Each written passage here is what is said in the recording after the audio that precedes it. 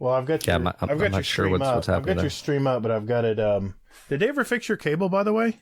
No, it's off and on. Right now, I'm not dropping any frames, so I don't know what's. Okay, you're good now. I don't know what's going on. Okay. Well, I don't want to hold up your No, you're good. Don't worry about my stream. I don't care about them. Go ahead. Okay. I'm glad hope I didn't come through. Oh, absolutely did. Absolutely did. I don't care. I told them the way it's going to be. So. All right. Well, we do take a couple breaks every now and then, but it's we'll float as best we can.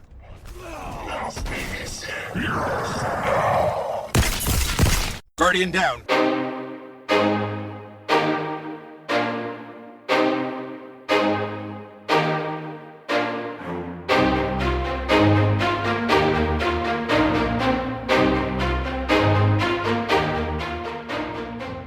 Hey, what's up, everybody, and welcome to episode 22 of Guardian Downcast. We're a couple of dads that talk about all things in the Destiny universe and discuss other things in gaming and entertainment as well. I'm your host, The Gator, and my co-host Hazel is here as well. Hey, how you doing, Hazel? How you been, man? Oh, man, I'm doing better, man. Shit, I was sick as a fucking dog last week, but yeah, I'm doing a whole lot better, man. I'm on the hunt for a new car. Oh, that's right. So, yeah, that's right. Well, yep. Well, dude, I'm sorry we missed you last week. I'm glad you're back to normal, back to 100% again. So yeah. Good deal. What man. about you, sir? Yeah, it's been a good week. It's been a little chilly, man. I think it was 47 last night. It got a little chilly, man. I don't know about our northern brothers, but yeah. Hey, Hazel, every time I ask you, I give you the finger. You know that? Hazel's from Ohio, by the way. Oh shit. Well, hey, good deal, man. I'm glad you're 100% again. We're all excited to introduce our guest of the show tonight. He's a longtime streamer, currently on Mixer, and the co-creator of the Generation X Gaming Podcast, which he just finished a minute ago. He's a permanent member of the Rageless Roundtable Podcast, and a very interesting guy when it comes to gaming. I have followed this man's work for years. I think three and a half, 4 years now. But I'm very happy to hear what he has to say tonight. 30nstillgaming. Hey, how you doing tonight, man? Good, man. How's it going? Appreciate you guys having me on the show. Yeah, excellent, man. This has been a long time coming. I've been wanting to do this. So, hey, let me just give a quick overview of tonight's show. We're going to do things a little differently tonight. We're going to discover 30nstillgaming's story. Then we're going to test his Twitch reflexes with our fast fire session we call the speed run. We're going to quickly summarize the TWAB for this week and discuss the future of the Destiny universe and also what has changed in gaming over the last decade. And then finally, we'll answer Twitter and Discord questions from our community and add 2 songs each from everyone here for our Guardian Downcast playlist on Spotify. Hey, let's get started.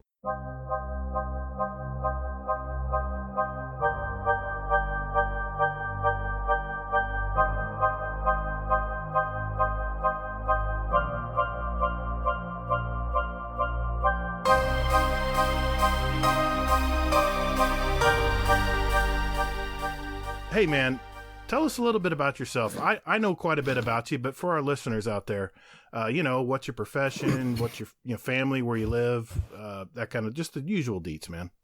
All right. Well, professionally, I used to be a camera operator. I used to do a lot of different things, but I've been in the film industry for almost 20 years. Before I had my son, my son's 5 years old now, and when he was born, when he came into this world, I decided to be a stay-at-home dad and basically take care of my son because the industry kind of like slowed down, and the governor of this state basically murdered my profession, and I had to go elsewhere. So instead of moving, because we didn't have that option, I came across Twitch and back in the day, and I was like, you know what? I think I could start my own production type of stuff. So I wanted to, and it leads down a really strange road, because while I was in film industry, I also owned a board game company that me and Sarge started. I was going to ask you about that. Which is called Ahead of the Curve. Mm-hmm. It was called Ahead of the Curve Games, and we created like 3 actual board games that never got made, but they're ready to get made. We just need like an investment. So I was like, you know what? I'll play that and talk about that on my podcast. And I started a podcast called Generation X Gaming on Twitch back in May 24th of 2015. And I was like, oh, I'll just do that once a week and we'll get people to come on and stuff like that. And I used to interview a whole bunch of people and talked about mostly just Destiny. And it didn't work out very well as far as just talking about Destiny. So then I kind of switched it up and didn't really get enough viewers. So I didn't really talk about my board game. And then I was like, all right, well, then I'll go full time. And then I started playing games on stream. And then I started trying to do different things on Twitch. And then Twitch just didn't work out. And then I moved over to Mixer, and Mixer's working better for me, but it's still the same. My viewership is higher and stuff on Mixer. But basically, work in the film industry as a camera operator, decided to have a board game company, then decided to become a streamer, still trying to do that as a hobby. And basically, that's where I am now. I'm a professional, non-professional streamer. Do it full time, but with no pay, no full-time wage. And the reason that works is because I'm a stay-at-home dad regardless anyway. So my wife has a good job. I have a wife, one kid. We have a farm here in Orlando, Florida, in Central Florida. We have over 20,000 chickens, and we have like 20 cows and goats and ducks and chickens and all the stuff. It's old McDonald. Wow. So basically we have a family business.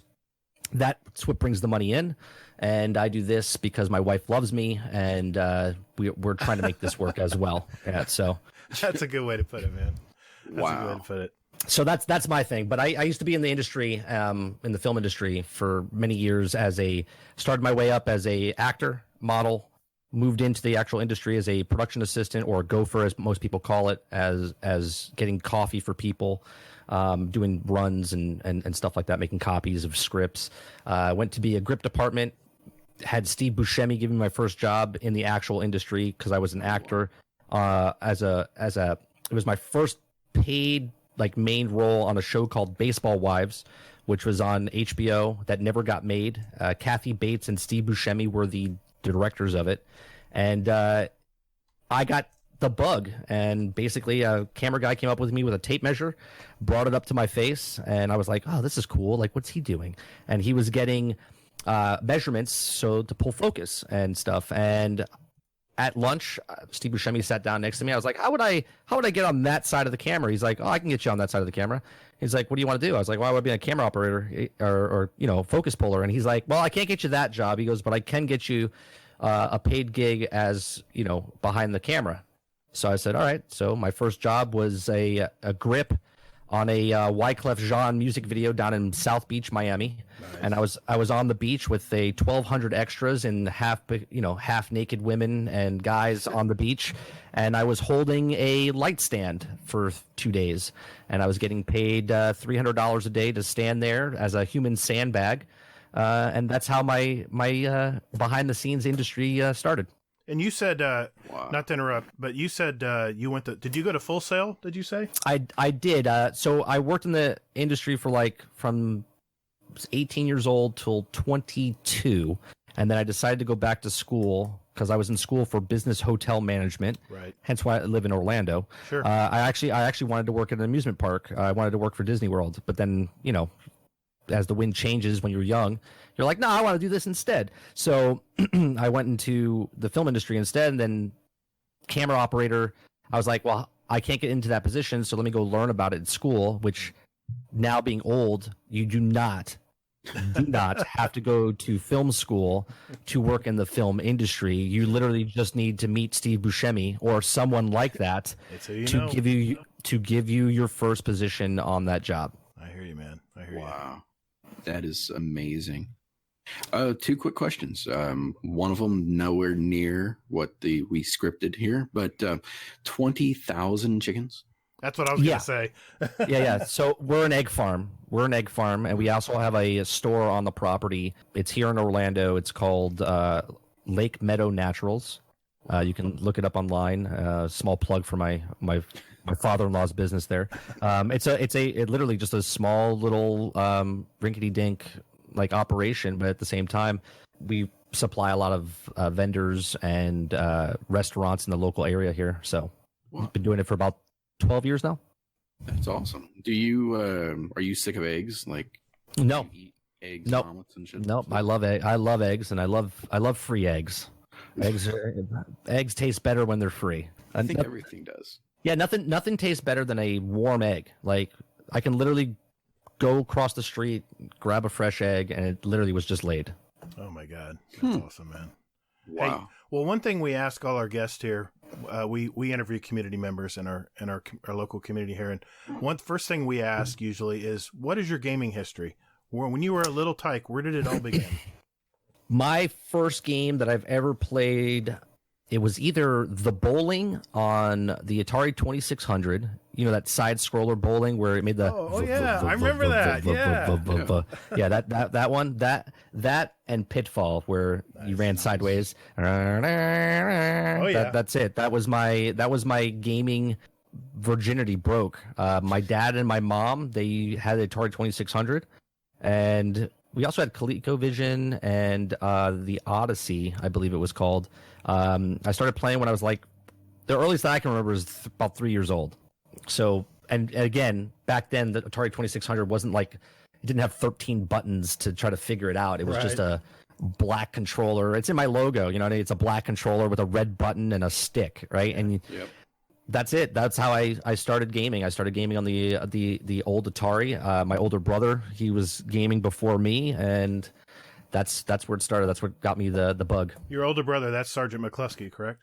Yep, he's my actual real life 4-year-old, like 4 years older than me, brother. Yeah, cool deal. That's awesome, man. Wow, very cool. Yeah, I'm a new member to your community. I just wanted to kind of get a background for you. So, of course, that led to me listening to the last episode, and then I started listening to pretty much. I was like, okay, well, where's the newest one? And it's not out yet. So I was just like, okay, well, I'm going to go back and start listening to all the other stuff this guy has done, because for anybody who doesn't know, you really should be listening to their podcast. It is fantastic. And I made a joke earlier that they're not really passionate anything about their podcast. They have passion in spades about everything they talk about. Yeah, well, we try to stick with stuff that we're passionate about, because it comes across, you know what I mean? Like, there's nothing like a person that just bullshits like, oh yeah, I'm a fan. Like, I'm not going to tell you I'm a fan of like Twilight and then talk about Twilight like like I know everything about it, right? I'm not going to do that. But I do know about film, and I can talk about film really passionate, and I know about video games, and I can talk about that passionately. Nice. What was it? What was it like to live with a Sarge? That was awesome. Like growing up, I mean, it's just it's a sibling, right? Like we used to be really good friends and brother, like family members, when we were younger. But because he's 4 years older than me, you know, once you hit that like 13, 14 mark as a teenager, you don't want to hang out with your little brother, right? So he grew up, hung out with his friends. I always wanted to hang out with him. He would always like shun me away. And then later in life, when I turned like 20, 21, we like got back together and like bonded again. So there was a short like 7-year gap. You know what I mean? Yeah. So, but it's awesome. We used to come up with so many different cool little things as kids. We were the cool kids in the block. We were the nerds, but we were also the cool kids in the block because our imagination and stuff is, I know other people have imaginations, but ours was above and beyond. That's why our board game company is called Ahead of the Curve. Like, we actually would play like live Clue. I don't know if anyone else has ever done this. We would grab all the kids from the neighborhood on a rainy day. They would come over to the house, and we put our names in a hat, who you would buddy up with, like Clue, the movie, you know, with Tim Curry. And basically, it'd be a dark and stormy night or day in Florida. And basically, we pull names out of the hat, and you would have a buddy, and you would be in the thing, and one of us picked, like, you're the murderer. And then you would kill the person while you were in the room with them, and then they couldn't say anything or do anything. And then other people would come into different rooms and find a dead body, and then they would have to figure out who it was. And then there was a timer, and then once the timer hit, you had to try to escape outside the front door before you got killed, right? And that was one of the games that we created when we were kids. And then with video games, we would make our own tournament style. We would get the pro wrestling from the Nintendo NES back in the day, and like King Slender, or what was that? King Slender. There was Amazon. There was other characters. Like there was like only like 5 wrestling guys, but we put our names on a list, and then each person would fight each other, and then we have like a tournament bracket style for all our games that we would play, and everyone loved coming over because back then not everyone owned a video game system, so people would come over to the house, and we were like the cool kids. That is imagination, dude. Yeah. Yeah, we used to do the same thing, like have like tournaments because we were really big into like wrestling and that with like D-Generation X. Oh yeah. WCW and NWO wrestling was the best wrestling game on the N64. It was the best. Yep, it was. Question for you, sir. What was any famous movies or any like favorite movies or something like that you're part of? Most of it's reality TV shows for like credited. So you can look me up on IMDb. It's under Michael J. Graham. And basically my biggest budget movie I worked on, I was a PA, but I was actually lead PA, and I don't get that credit though because they didn't want to pay me. So it's called Never Back Down. It was like a fight movie back in 2007. It was like a $60 million budget film. And then I worked on a lot of reality shows like Hogan's Knows Best, Shipping Wars, My Big Fat Fabulous Weddings, a couple surgery shows. I worked on Beethoven 4. I worked on Never Back Down. I had non-credited stuff when I was in school. I worked on Monsters with Charlize Theron. I worked on Punisher. That was shot in Tampa. I worked on there's a couple other ones. Yeah, so lots of little things, lots of commercial work that, for like Burger King, Five Guys, Sonic, the list goes on and on. IBM, Dell, bunch of different companies. Very cool. What got you into Destiny? I got into Destiny because I was playing Defiance. I don't know if you guys played Defiance. I didn't play it, but I remember that game. Okay, so Defiance came out in like 2012, 2013. I played the crap out of that game because it was linked to a sci-fi show on the Sci-Fi Network called Defiance. And I watched the show. The show was really good. Yeah. So it was basically, it's not, if you compare Destiny, what it is now to what Defiance was, Defiance actually still to this day did better things for content. And so when I was playing that game, there was like public events in that game that literally hundreds of people could show up and fight a boss in the center of the map, right? And it was an open world map, and there was vehicles, and there was trading, and there was different weapons you could level up, and there was different, like, I guess you would call them strikes or story missions. And they were doing everything like fantastic, right? And it was linked to the show, and the show, whatever they did on the show, they would bring over like the following week onto the game. And then whatever happened in the game, they would reference on the show. It was really a like groundbreaking thing, but the show kind of like sucked, and it like died out, I think, on season 3 or season 2 or whatever. Yeah. And then they started showing clips of Destiny, and I was like, and they were, if you remember the E3 trailer where they're like, oh, there's a public event, there's like 6 other guys, they're coming over the wall. And I was just like, I'm literally watching the trailer as I'm playing Defiance.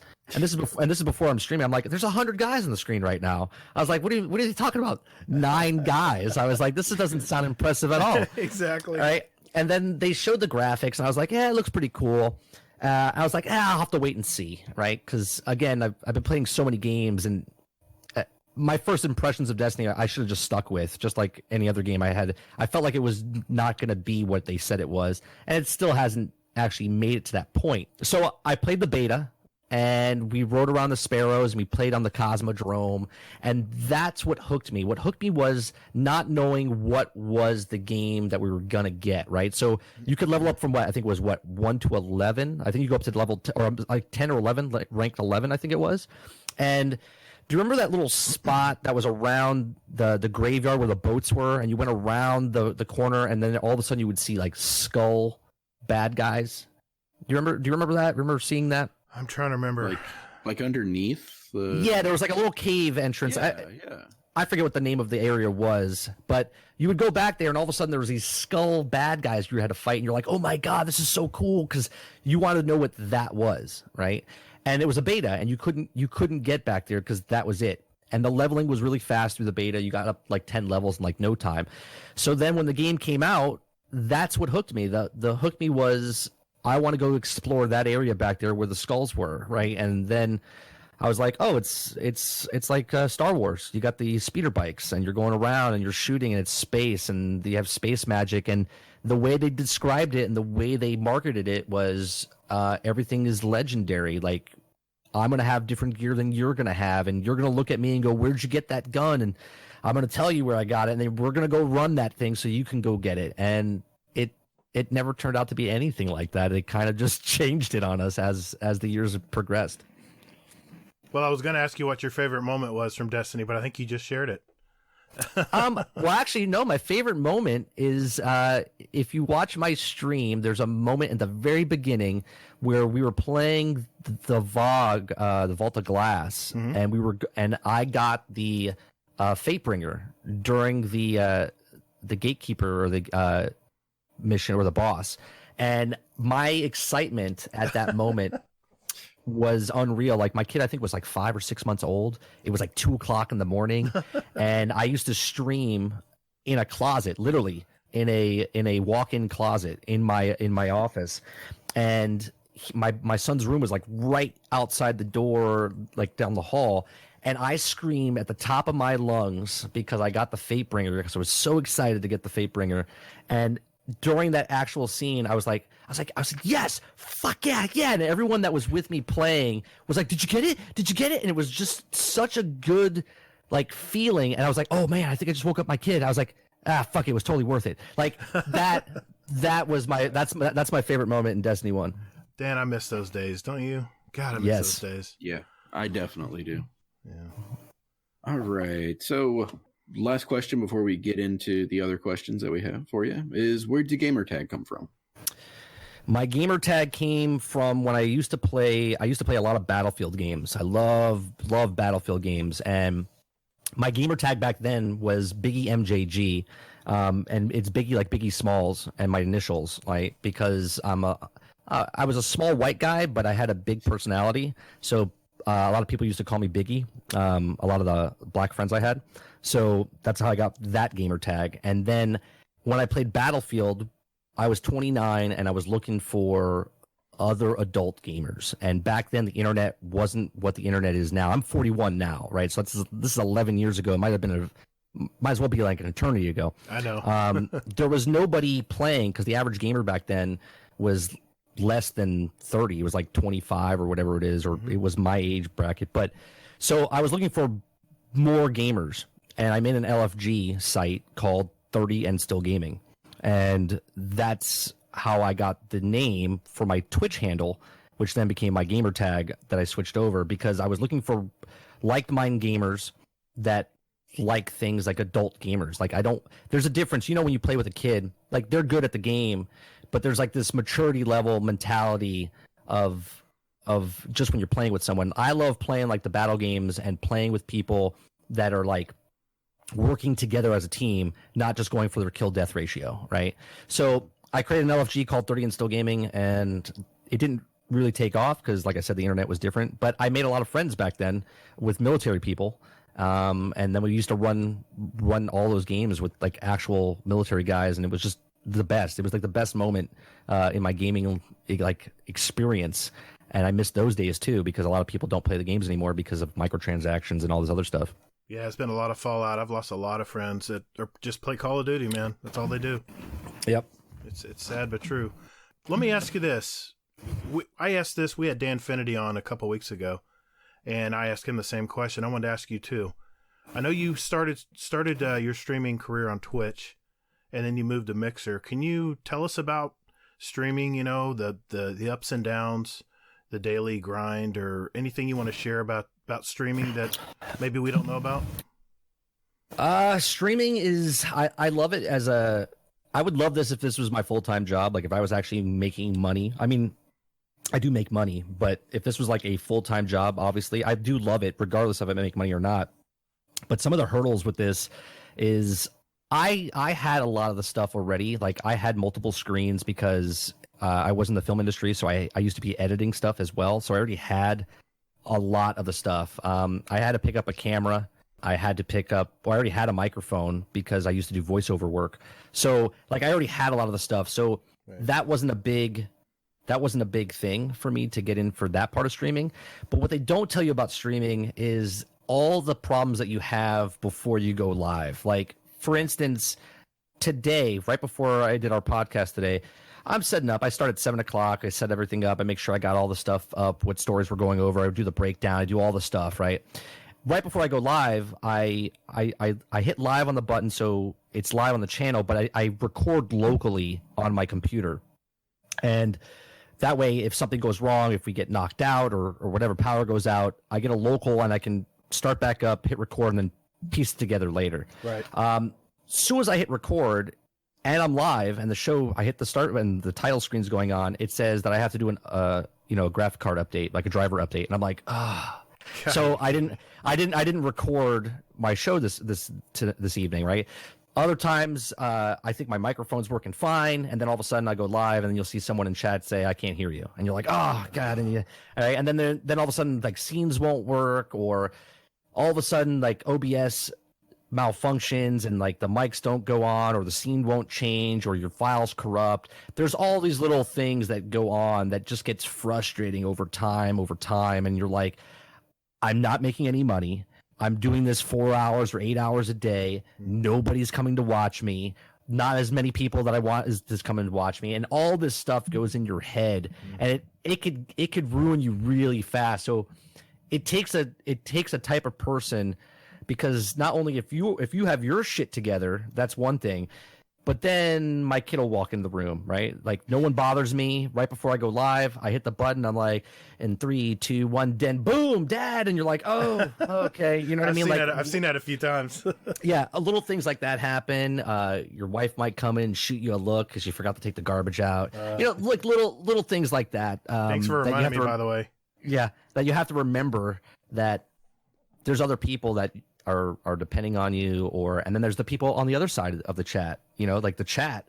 If it's just one person coming in and you don't go live that day, and that person like watches you every day, like religiously, like it actually makes me feel really good if they show up. And if they don't show up, it kind of hurts me a little bit, right? Like if you look at your numbers, it does affect you. Like, and I stopped looking at my numbers a long time ago, like who's watching. Like I'll hit live, and I'll say my same speech. Good morning. How's everyone doing? I could be speaking to absolutely nobody, but I don't care. Like, I'm going to continue doing what I'm doing. And so these are the little things, like when you're streaming, that you have to get over. You have to get over yourself. You have to get over failing and just do it. Like, you do it because you love doing it. You're not doing it because you want to make money. But to say that you don't want to make money, everyone that tells you that, I'm not doing this to make money, is full of shit. I know. Right? 100% full of shit, right? So you never sugarcoat it, Mike. That's what I love about you, man. Yeah. So why Mixer? Or what's the draw to Mixer? Should I be on Mixer, basically? You should be on any platform that you feel is right for you. I was on Twitch, and I rolled with the biggest streamers. Like, I interviewed Dr. Lupo before he blew up. I knew King Gathalion. I know Professor Broman, Lono, Say No to Rage. We interviewed these people. I had drinks with them. I know them. They know me by my name. Not once did I ever try to be like, hey, play with me to get me big numbers or host me. I never did any of that, because that's not who I am. If I want to earn something, I'm going to earn it by myself, and I'm still trying to earn it by myself. When I was on Twitch, I was a small little goldfish in a universe size area. And if I play the games I want to play, which was Destiny, and no one knew who the hell I was, like I was like 1,000th on the list, and no one would ever find me on that platform, right? Yeah.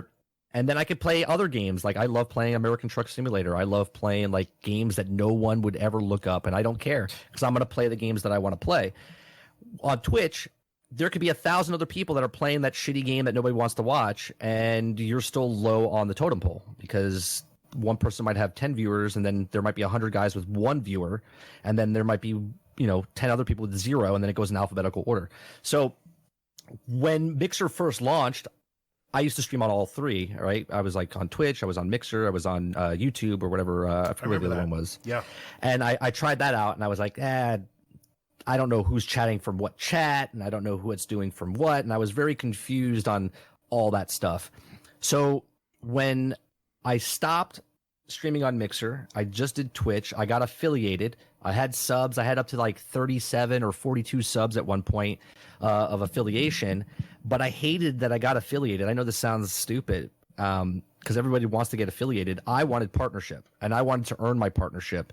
And I had 3,600 followers, and I just wasn't hitting the average viewers. So I had to hit that, and I was like, oh, they gave me the participation trophy of being affiliated. And yes, I had subs, and I had subs for about a year, and I went, you know what? I'm going to try Mixer.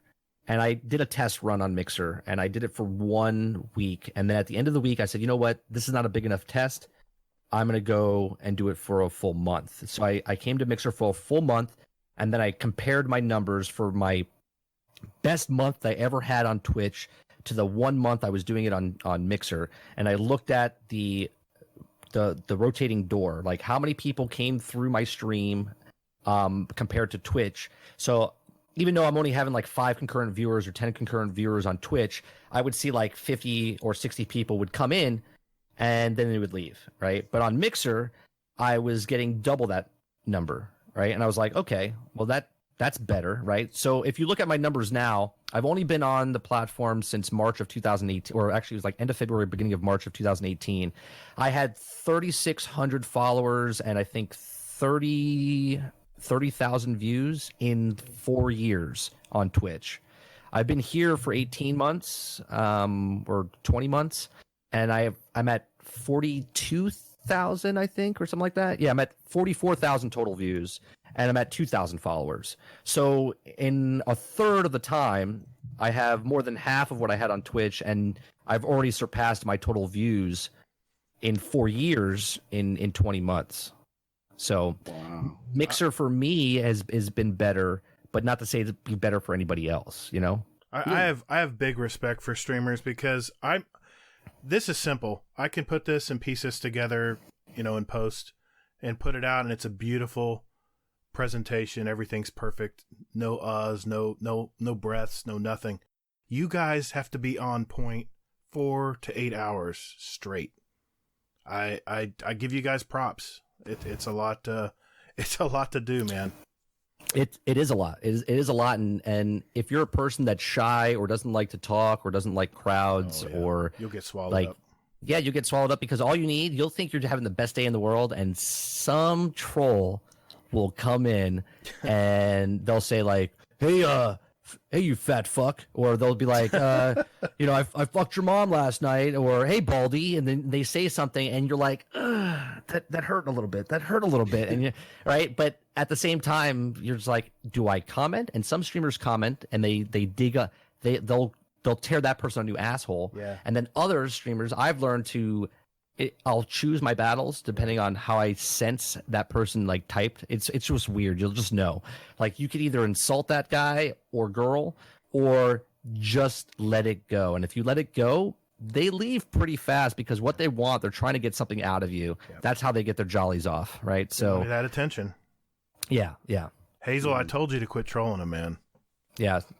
Was that you? Was that you in Red Dead the other day? Was that you? All I tried to do was tell him how the ending of Star Wars went. Banned. Hey, I heard the threat. I did not. Well, let me ask you this: you talked about Lono. You're a member of the Rageless Roundtable, and you and Lono seem to have really good chemistry. I was just curious, what's it like behind the scenes when Clintus and I guess Paul Tassie's on there now, and a couple other guys used to rotate it in and out. What's it like behind the scenes with Lono and Roundtable? Well, when we first did the show, like he came on Generation X Gaming when we first started, like in the beginning, like in August of 2015, and he liked it so much he asked to be a regular on the podcast. And I said, well, that's not how my podcast is. I was like, you can come on, but that's not what it is. Me and my brother have that chemistry, and you can't recreate that chemistry, right? So he's like, well, I'm starting a podcast. And Websky actually approached him and said, hey, you should do a podcast. And he told me about a podcast, and he was like, yeah, Websky got the ball rolling because he wanted to do it and then forgot about it. And then Websky brought it up and said, he just wrote him. He saw his YouTube video and said, hey, you should do, if you're thinking about doing a podcast. And then Lono was like, yeah, I'm going to do a podcast. And then the first thing he said to me was, I'm going to do a podcast and I would really like you on the show. I was like, yeah, sure, I'll do it, because I was looking for exposure anyway to come to my podcast, right? And this is before Lono was even partnered. He wasn't even partnered yet when he did it. So he didn't get partnered until March of that year, which is like 3 or 4 months into the podcast.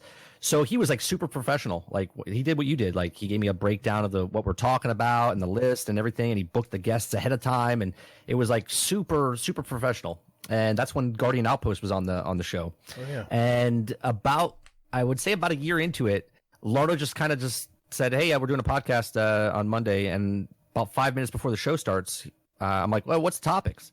And he's like, oh yeah, I forgot, and he would just like tell you what we're talking about. And we didn't always just talk about Destiny. We interviewed Twitch streamers and content creators and stuff like that. Right. And so behind the scenes, what we do is basically bullshit the entire time for about an hour, about 45 minutes before the show actually starts. We meet up at about 8 o'clock, because the show starts at 8:30, sometimes 8:45. And we just start bullshitting, like, hey, how are you? Good. Hey, did you play this? Yeah. And we start talking about topics, and we're like, should we save this for the show? Like, and we're like, we'll recreate it, right? We'll recreate it. And so that's basically what happens. We talk about topics. We talk about little what's going on behind the scenes, and then after we do the show, we hang out a little bit longer. Me and Lona will talk till about 11:45, midnight sometimes. Afterwards, it's like our weekly get together, like have a beer stuff. Therapy, right?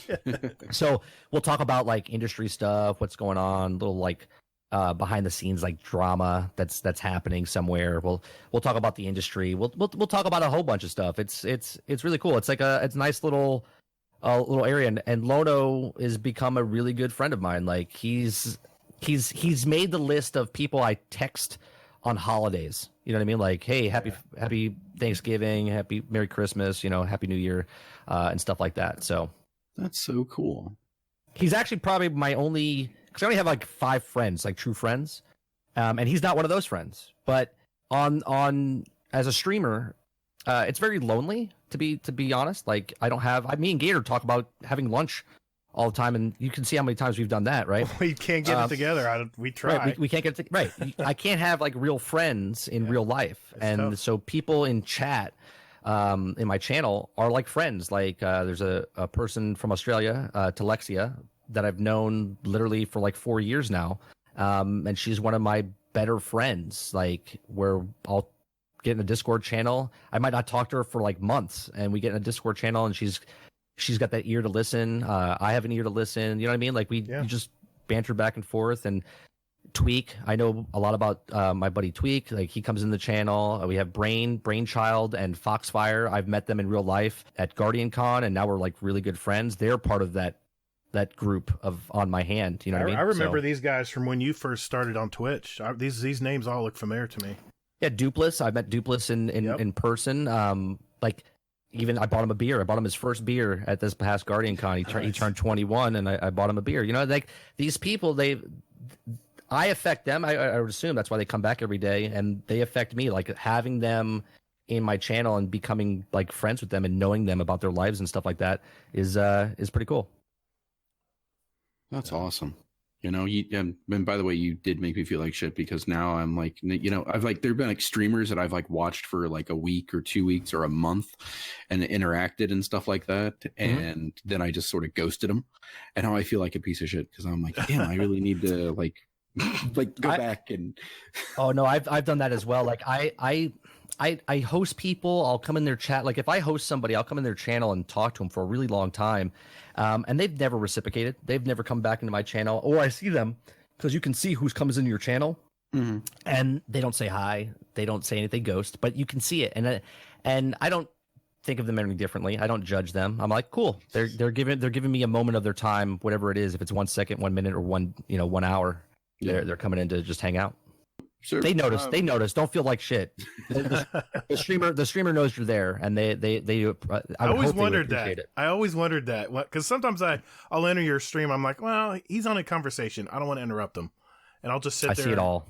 I never knew that. Yeah, I see it all. It actually tells me on my stream. It'll say such and such has joined the channel. Nice. And then it says such and such has left the channel, right? And I see it all, and it takes a while to see that and get used to it, because you're like, why did they leave? What did I say? Yeah. What did I do? Did I Yeah. say something? Did I offend somebody? You know, and at that point, I just don't care. Yeah. I tried streaming on YouTube, and I still download gameplay vids there, but it's nerve-wracking, man. You can get people coming in there just looking to stir things up, and I don't have that. I'm old. I'm probably closer to your brother's age, probably a little bit older, and I don't have the patience for that bullshit. I mean, I'll start playing, and if someone starts saying, well, then I guess I'm just going to kill myself then. I'm like, what? Yeah, What? well, If you don't talk to me? yeah, those things get a little hectic. We've had people come in my channel a couple years ago. Some kid said he was going to commit suicide. I'm like, what do I don't even know what do I do at this? I froze moment? up. You know what I mean? I didn't know what to say. I just muted him. I was like, that's it. I think I banned him. I was like, don't come back, dude. I'm Right, you're like, sorry. good luck. Good luck. I don't know you Hit from an- Adam. I'm sorry. Hit an artery. Oh man. Yeah, it's brutal. There's things that happen in streams that people don't actually like talk about, and it's like at that point when you're a person that's talking about something, there's someone looking at you. There might be a kid. Like, you might have your kid in the room, and I'm cursing up a storm. Yeah. I go tell someone to go eat shit and die, Right. and that kid's like, "Oh, I like that guy." You know what I mean? It's like, do you like what? You know, you have to watch what you say and stuff. But Right. again, that's not on me. That's on the parent watching me if their kid's in the room. So, Hey, well, Yeah. thanks for sharing your life with us, man. This is the reason me and Hazel do this, is we see the gamer tags in our Discord, and we don't really, I've always been curious. I do it for my own selfish reasons. I'm just curious, what's that guy like behind that gamer tag, And I've known you. I feel like I know you pretty well because I've been following you for years. But we usually a portion of our show, we talk about what we've been watching every week. okay. And what we decided to do is skip that part tonight because we wanted to talk with you a little bit longer. And we're going to have a discussion about Destiny here, I really wanted to get into. But let's do this. Let's each of us talk about one thing we've been watching. It can be on a streaming service, on TV, a movie, whatever. And you go first, 30. What have you been watching this week? There's two things real fast. I got a 3D printer, so I've been deep down diving on YouTube about like everything about 3D printing, like, because I love learning. If I'm not learning something new every day, then you might as well be dead. So I've been just absorbing as much information as possible on 3D printing as far as that. Now, what I've enjoyed watching is The Mandalorian on Disney Plus. I'm absolutely loving that show. Yeah. That's the Star Wars I wish Disney made for the movies. Yeah, But The Mandalorian is phenomenal right now. Did you guys watch? Did you watch yesterday's episode? Oh my god, it's so good. Hazel's up at 5 a.m. He always gives me he's always like, yeah, I watched it, man. It was great. I'm like, dude, I'm working. I won't be able to see this until later tonight. Don't you dare say anything. Yeah, it's so good. I just love everything about it. Well, Yeah, I wake up at 6 o'clock and there I am. I'm like, yep, all right. So, it's already on. So I'm going to go through my bathroom routine and play it while I'm doing that. Yeah. I'll be honest. I stay up a little late sometimes just so I can catch it at 3 a.m. Yeah. Is that when it comes out? That's good. Yeah, to it know. comes out at 3 a.m. Good to know. Hazel, what about you, man? What's one thing you've been watching this week? Hmm. I'm like him. I'll take two. So one thing I watched was Six Underground. Oh, I want to watch that.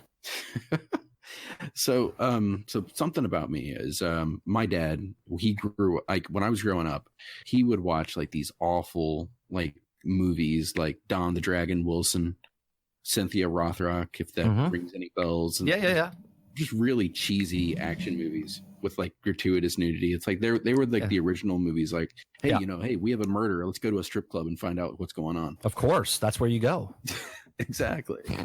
So, and that's exactly what this reminded me of. I was like, if my dad were watching this, I would give him so much shit about this. But what I've learned is, like, when you get only like 2 hours of your life to watch something, yes, you're just going to watch what you want to watch without zero fucks given. You just want to zone out, man. You just want to love it. Yeah, exactly. And it was definitely entertaining. It was certainly that. And then the main thing that I've been watching lately was Watchmen. because Yes. See, I heard that was shit. Oh no, Jesus. no. Wow. Yes, it was fantastic. I neglected my wife for probably the past 2 days while I was watching it, and today. How many episodes? How many episodes is there? 9. And how is it an hour long? Yep. Yeah. Oh, I'm gonna binge watch that this. I'll binge watch that this weekend then. It's HBO. Yeah. It's not TV. Yeah. It's HBO. And it's definitely not TV. I'll tell you that. But yeah, I mean, it was funny. I was sitting there at my lunch today, and I was like finishing up episode 8, and I'm like getting this lump in my throat, and I'm like, I'm gonna fucking cry sitting in the lunch. And I'm like, I gotta walk away. I can't finish this but I'm like, I have to finish this. So here I am. I'm like fucking trying to wipe my eyes. I'm like looking like I'm like I don't know, a drug addict or something. So, but Did you guys watch The Boys? Yes, of course. Yes. We talked so about it in good. our past podcast. So good. Sorry, Yeah. I just wanted to say it because that was really cool. I was in a trip on Utah and I binge watched the whole season in like 2 nights. It threw me for a loop. I thought it was just a lame superhero movie, and then I realized it was the dark side of it. I loved it. Yeah. I loved it. A So. complete dark side. Yeah. Well, Yeah. What about you, man? damn it! If you guys pick 2, I'm going to pick 2. Then I have the AMC stubs. You're probably not aware of this, 30, but I tell everybody at least once a week. I have the AMC stubs. I would love to do that. I just can't. I stream. I understand completely. I do. So I give like a little, hey, you should see this or not see this movie review. I use that in air quotes because it's very, very loosely based. But I did see Richard Jewell. I think this might be Clint Eastwood's last movie he produced. I mean, the guy's 90-something years old. And this totally sheds the light on what the day-to-day events, what Richard Jewell went through. And he never said that he didn't do it. And I'm not gonna. That's all the spoiler you're gonna get. But Dun, dun, dun. he leaves it kind of open ended. But don't worry, it doesn't spoil the movie. But I thought it was really good. Clint Eastwood loves to just get into depth. He's such a great director. He is, man. He He's gets such a really great deep director. dives into stuff, and he talks about things that most producers and directors just waft right over. But yeah, I just want to recommend that. I think it was 96% certified fresh on Rotten Tomatoes. It was really, really good. And then, of course, the one thing I did start watching on Prime is The Expanse is back for the new season. I didn't watch that. I haven't watched that. It's very good. You know, it's very much like Destiny 30. Its story is based on how. Oh, I thought you meant like incomplete stories that they have story arcs. No. Don't get me started. No, it's about humanity. You know, breaks off. Their technology, explodes, and they break off into. It's based on a bunch of books, and I don't remember it. Do you remember his name, Hazel? The author's books. It's actually like 2 authors. I think it's like J.S. Corey or something like that. Yeah. One of our Laz would know. Sorry, Laz, I'm ruining that part of it. But I did start watching. I think I'm on the 4th episode now, and it kind of got started a little slow, but it's starting to pick up now. And dude, it is off the rails from the first 2 seasons. So if you watch the first 2 seasons, or if you watch the first 2 seasons 30 and you like what you see, just be prepared. The 3rd season. This is the season when Amazon bought the series from, I think, the Sci-Fi Channel. Okay. And it goes off in a little bit more of a different direction, but it still keeps the base story intact. Good in a good direction or a bad direction? A direction. Oh, undecided. A direction. A direction. I'm on the 4th episode. I'll just say it's pretty dire, man. It's pretty dire. I'm a little bit worried, but I don't know. We'll see how it turns out. Well, hey. I'm not going to have any time for any of these because The Witcher starts tomorrow. I know. Don't get me started. Don't get me started. Exactly. That's the reason why I knocked out Watchmen in 3 days. Yeah. Good point. So I take it back. I'm not watching Watchmen this weekend. I'm watching The Witcher. Yeah, we got a lot of friends who've been talking about this for a long time. So. And then there's Lost in Space. Lost in Space season 2 is coming out on the 24th. It's overload, 30. It's overload, man. There's so much to see now. You have to just gauge, okay, I'm going to play 2 hours of Destiny tonight, and that's it. I'm going to go watch. Let me pitch this to you guys. Let's just do a Netflix or binge-watching podcast, all right? And we'll just talk about that stuff, all right? There you go. Yeah, well, hey. easy to do. Real easy. I'll just squeeze it in. We'll just squeeze it in. We got to move on, and we're going to be here all night. So, hey, thanks again, 30, for answering all of our questions thrown at you. Yeah. And we're going to move on to our next segment. Call the Praxic Order. Call the Thanatonauts, the Ginseng Scribes. Call everyone so they can witness you. Okay, this segment is called the Speed Run, where we have a database of 66 randomly asked questions, and 30, you're going to have 60 seconds to answer as many as you can. These are short 1 or 2 word answers, and we're going to keep track of how many questions were answered by our featured guest each episode. The questions are randomly asked, so no one can memorize the order. Okay. And you'll have to answer quickly what comes to mind. At the end of the year, the guest with the most questions answered will win a nice prize. Tonight I'm going to ask the questions randomly from the list. Hazel's our timekeeper and our quality control expert. In the event of a questionable answer, Hazel's decision will be final here. Agent H is our current leader at 20 questions answered. So You're going down. Well, we'll see. We'll see. I have a question. Why 66? Good question, because that's how many I came up with before we started this podcast back in July. That's a good answer. Okay, that's a good answer. But I'm gonna elaborate on that after we finish this. So, all right, Hazel, I didn't know ready? I didn't know if it was Star Wars like Order 66 type thing. No. Damn, that would have been. I should have weaved that in. No, we're gonna go to 100 next. We're gonna go to 100 next year. I'm glad we're not streaming this because I'm just like I keep hanging my head in shame at all our missed opportunities. Over the place. I know. We're all over the place, aren't we? I'm ready. Okay. Agent, you're going down. All right, you ready, Hazel? Yes, sir. Here we go. 3, 2, 1. What is your favorite race in Destiny? My favorite race, EXO. Favorite TV show? Last Man Standing. Cake or pie? Cake. Who is your favorite actor? Tom Hanks. What was your first video game? Bowling on the Atari 600. Ikora, Cade, or Zavala? Cade. Dogs or cats? Dogs. What is your favorite movie? Ooh, Star Wars. Blue, green, or brown eyes? Blue. Have you ever been in a band? Yes. Void, solar, or arc? Solar. Pineapple on pizza? Yes. Smooth or chunky peanut butter? Smooth. Garth Brooks or Led Zeppelin? Led Zeppelin. If you had more time, what's one thing you would do with it? Sleep. What is your favorite book? I don't read. Water balloon fight or food fight? Food fight. Would you live on a beach or a cabin in the woods? Cabin in the woods. Time. Whoa, that was pretty quick. Damn, that was it? I only answered like 10. Just 60 seconds, man. It goes quick. Fuck. All right, Hazel, what do you got? 18. 18. Oh! It's all right, man. It's all right. Son of a! I took too long on that one question. They do throw you. That's why we do this. It's so fun because we're all gamers that come on this show, and we all compete, and we're all competitive. I mean, come on. Son of a bitch. Was I second? Yeah. You had 18, yeah. So. Yeah. Hey man, thanks for doing it, man. It's awesome. A lot of fun.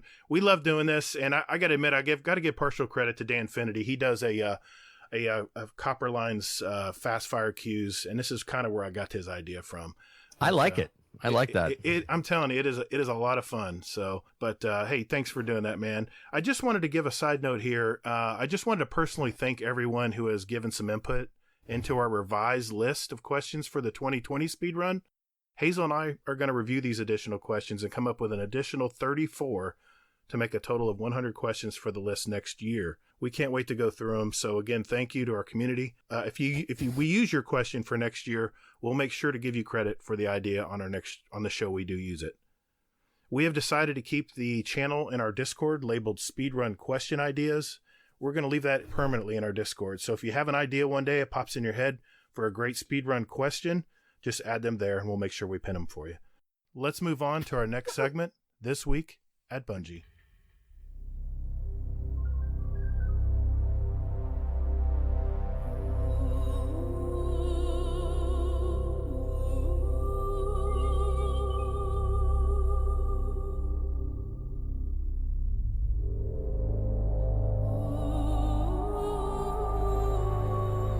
All right, Hazel, what's in the Twas this week, man? Cookies and Iron Banner next week. Okay, Done. Thanks a lot. That is pretty much it. That was good, man. I love it. Nailed it. Yeah. Cookies and Iron Banner. Good night. I try. You know, who? You know, I had to spend all like 5 seconds reading the TWAB and going like, oh shit, there's really nothing in here. I know. Okay. I was reading over and I was like, okay, they're pretty much signing off for the year. They put as much time in that newsletter as they have in the season. I know. I don't. Oh, Maybe because they're working on this season. maybe. No, maybe. So we'll see. All right. Guardians are measured by their ability to come back from defeat. So stand. Fight! Hey, what's up, everybody? I feel I just wanted to state a little disclaimer here before we move into this next segment. Let me be clear. We are a Destiny podcast, and we love this great game, Destiny. I've been playing it for, well, all of 5 years. Since it's been out, I've started playing the beta, and I've always been in love with this game. But in order for a game to get better, there needs to be deep dive discussions on how we can improve it, new ideas. So with tonight's guest, he had some ideas on how the game should be better, and there were a lot of criticisms thrown at Bungie and Destiny in general, and I could have certainly edited all of this content out, but I feel this was very important ideas in the world of Destiny, and in our love for this game, I've decided to not edit it out and to include it. Let me be clear that these are his opinions, and we have our opinions as well, and I just wanted to make sure that everyone just have an open mind going into this discussion. I know this is a little off the beaten path from our usual content that we put on this podcast, but I just, again, want to be very clear. This is just a deep dive discussion, just like anything else you talk about, movies or TV or whatnot. So enjoy. Okay, now I want to talk about our main discussion. This is something I've been wanting to talk with 30 here for a long time, and it's Destiny. It's our stripper girlfriend, right? Right, 30? That's it. It's my stripper girlfriend. Our abusive relationship. That's right. There's a bunch of ideas you've had over the years that I wanted to talk with you about, but let's start off by saying, what do you think about the Season of Dawn so far? Let's start there.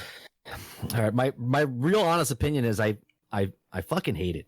I honestly I hate the drip feed content. I there's a couple things I like dripping. Okay, is water and coffee, and I don't like my content for being drip fed like this, because I come from the beginning of gaming where I understand things evolve and change, but like I pay for a game, I play the game, I move on to a different game.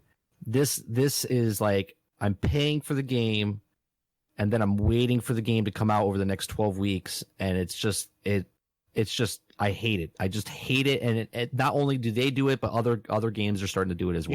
You know what? This is where we need to start this. This is where we need to start. Because this is the main thing I want. I know me, you, and Sarge, and probably Hazel too, could talk hours about this, but let's start here.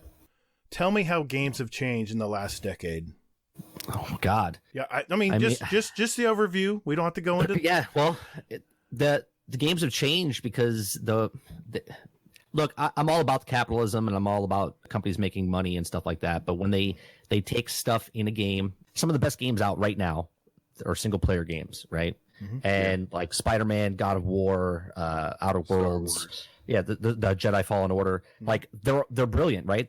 Because the people that are doing those games are making a game and then putting it out there, and they finished it. They finished the game, they put it out there, and then that's it. They made the money. Okay. There's like Skyrim back in the day, Bethesda, like they didn't have to, they made their money, right?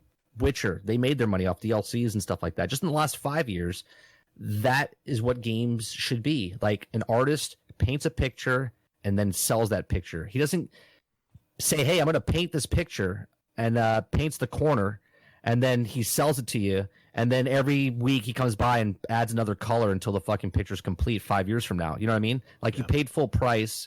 You should get the full product that you got. Well, let's think back. Let's think back here. When me and you, I mean, I started from Atari as well. I think I'm about 10 years ahead of you. I'm probably a little bit older than Sarge, and about 10 years ahead of you on age.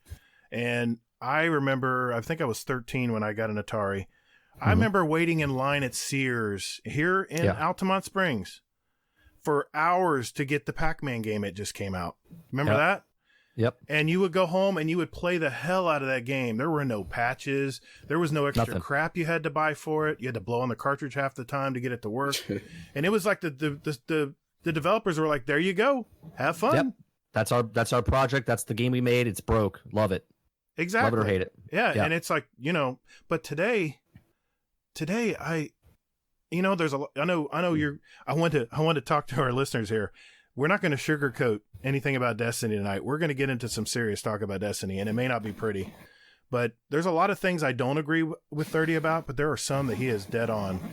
And that is about the fact that developers create a game and they cut half the content out of it and slowly feed it to us and then make us pay for it.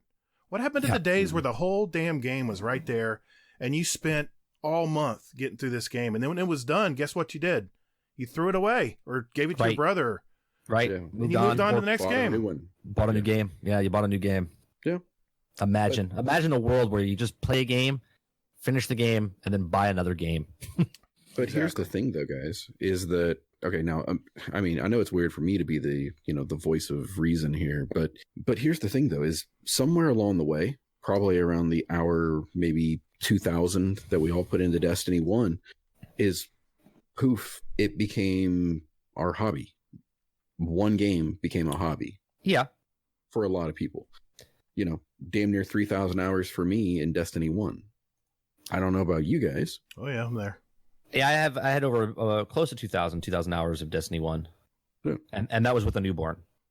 Yeah. Right. Exactly. So, I mean, and so somewhere in there, it became our hobby. So what Bungie, I think, is doing is they're just trying to drip feed the content because they want to keep people playing. And I kind of respect it. I see what they're doing. But then again, though, I'm the guy that's not playing Destiny right now. I'm the guy I logged in, I think, on Friday. I looked at Xur. I think I did an obelisk just because I was listening to Rageless Roundtable, and I was like, oh, shit, there's more to an obelisk than just shooting shit and banking something. Okay. And then I did the Sundial once. That's all I've done. I haven't done the Saint 14 mission. I haven't done shit all with anything with it. I mean, but I don't know. I guess I've just kind of burnt out on it. Just for me. I mean, I've been playing the same damn game for 5 years. So actually, I had 1,300 hours in Destiny 1, and I have 700 hours in Destiny 2. Like 756 hours. So I have less than half the time, and I'm still in the top 20 percentile of playing 700 hours of Destiny 2. And I honestly, I use this analogy, right? Like, the Wizard of Oz was this great and powerful wizard, okay? And everyone just saw this giant wizard behind, and they didn't know he was a guy behind the curtain. But then when Dorothy and the Tin Man and all of them walked in there and then saw the feet behind the curtain, they opened it up, there was no more old powerful wizard, right? It was just an old guy sitting behind the curtain. And to me, that's just what happened to Destiny, okay? From afar, Destiny was my stripper ex-girlfriend, okay, who's this hot piece of mess that just looked so beautiful, okay, but yet deep down has so many problems, right? But I'm blinded by those problems, okay? And then I got a closer look at her. I walked up closer to her, and I was like, oh, she's not that pretty, right? She's not that pretty, and there's a lot of problems. That's my wizard, right? So it's to me, they've taken something, and remember back in Destiny 1, everyone's like, oh, Dark Below got cut content, right? And everyone's like, nah, it wasn't cut, right? House of Wolves came out, you're like, that's cut content. And everyone's like, no, that's not cut content, right? And then they came out later that Destiny 1 was broken down, and they stopped working on it because there was internal issues, and then they made the game in 18 months. And then everyone then changed their tune and said, well, what do you expect? And then they started, because they didn't believe that was happening before, that they cut the content, but then it was shown that they cut the content, and this is what they had to do. And everyone changed their tune to defend them yet again, right? And this is the problem when you're in an abusive relationship, right? And that's what gaming has become. Gaming has become where companies are abusing the buyer or the consumer, right? The customer. And we're too in love with video games itself to be aware that we're being abused because we're getting the same game, okay? And it's cut in half and drip fed to us, and we're paying more. Like, I'm okay paying for DLC. Okay, I'm cool. You want to make the money? Then make the game $90, right? And then I'll buy the whole game up front. Let me play it. But what they're doing now is we're the frog in the pot, and they're slowly pulling up the heat, okay? And we don't know we're being boiled. And that's what's happening right now, right?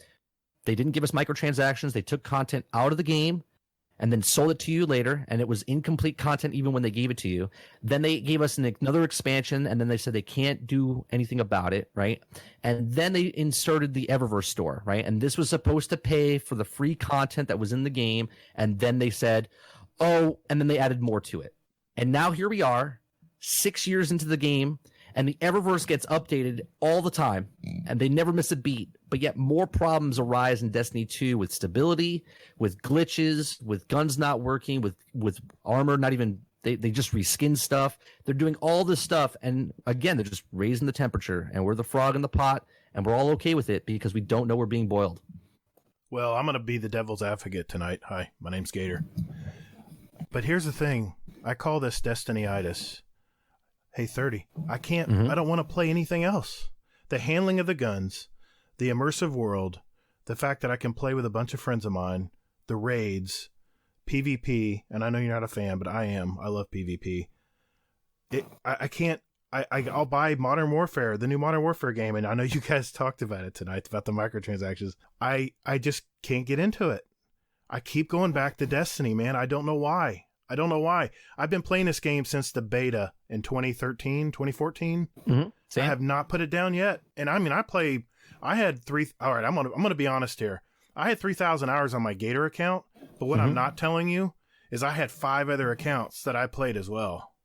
And I probably had at various 500 to 1,000 hours each on those. I was hardcore into it, man. So I don't know.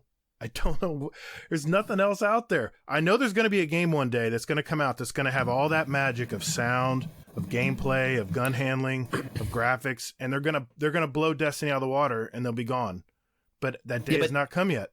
But when you're playing the game, right, you have to admit, right? I know it's hard to admit, right? Because you're in love with it. You're in love with the stripper girlfriend, right? She's pretty, man. She's very pretty, okay? But you're literally playing the game. And now the way the mechanics work in the game, you get a piece of armor, right? Like the new armor for the season is the only armor that has that mod slot on it, right? Right. Which negates all the other armor pieces in the game. That's true. I agree. Okay? I agree. So you're running for that one piece of armor, which by the time you get all that armor, by the time if you choose to mod it up and then level it up and then masterwork it and do all the stuff, the content that you're using it for is gone. I agree. I agree 100% there. Right? So what is the point of going for the armor with the mod slot on it if the content that I'm using it for is gone in 11 more weeks? I agree. I saw that. I said, "Oh my gosh!" I think I'm level 5 on one of the obelisk, and I got to admit, I love the obelisk. It's different. I kind of take the mindset and that's why you love it, because it's different than that's already been in the game. I take the mindset of Clintus. I know I heard him on the last show, and I know you and him were kind of at odds with each other. Not at odds, but he looked at it differently. He's like, dude, I logged on. There was something new to do. I had a lot of fun. Case closed. It's a video game. I paid $10. See, but that shouldn't be the thing where I paid $10, right? Because price has nothing to do with it, because I can play a free-to-play game. Yeah, it's true. And have a lot more content, right? Because I always joke about this now. It's 2 cups of coffee content, right? And I'm like, what does that mean? I love that. Right? Because I play Red Dead Redemption. I don't play it all the time. I'm not playing as much as I play Destiny. But again, I don't play any game as much as I did Destiny. I don't even play Destiny as much as I played Destiny before, right? Destiny has killed itself to me because everything about the game. Okay, again, you haven't seen the wizard yet. I've seen the wizard behind the curtain. Everything that I do in that game, it doesn't matter. The armor I get doesn't matter. The guns I get from the obelisks doesn't matter, because the rolls might be decent, but when the season's over and the next season comes out, I'm not going to use those guns anymore, because I'm going to go for the guns that are in the new system that they tell me to use, right? I don't get to level up the guns that I want to level up. I don't get to level up the gear that I want to level up. I'm just It's beautifully laid out in front of you that you think that you have choices in that game, but you seriously have no choice because the content that you're going to run is the same content over and over and over. It's just another kind of horde mode. That's not a true horde mode, and it's never going to be a horde mode. It's always like the different things.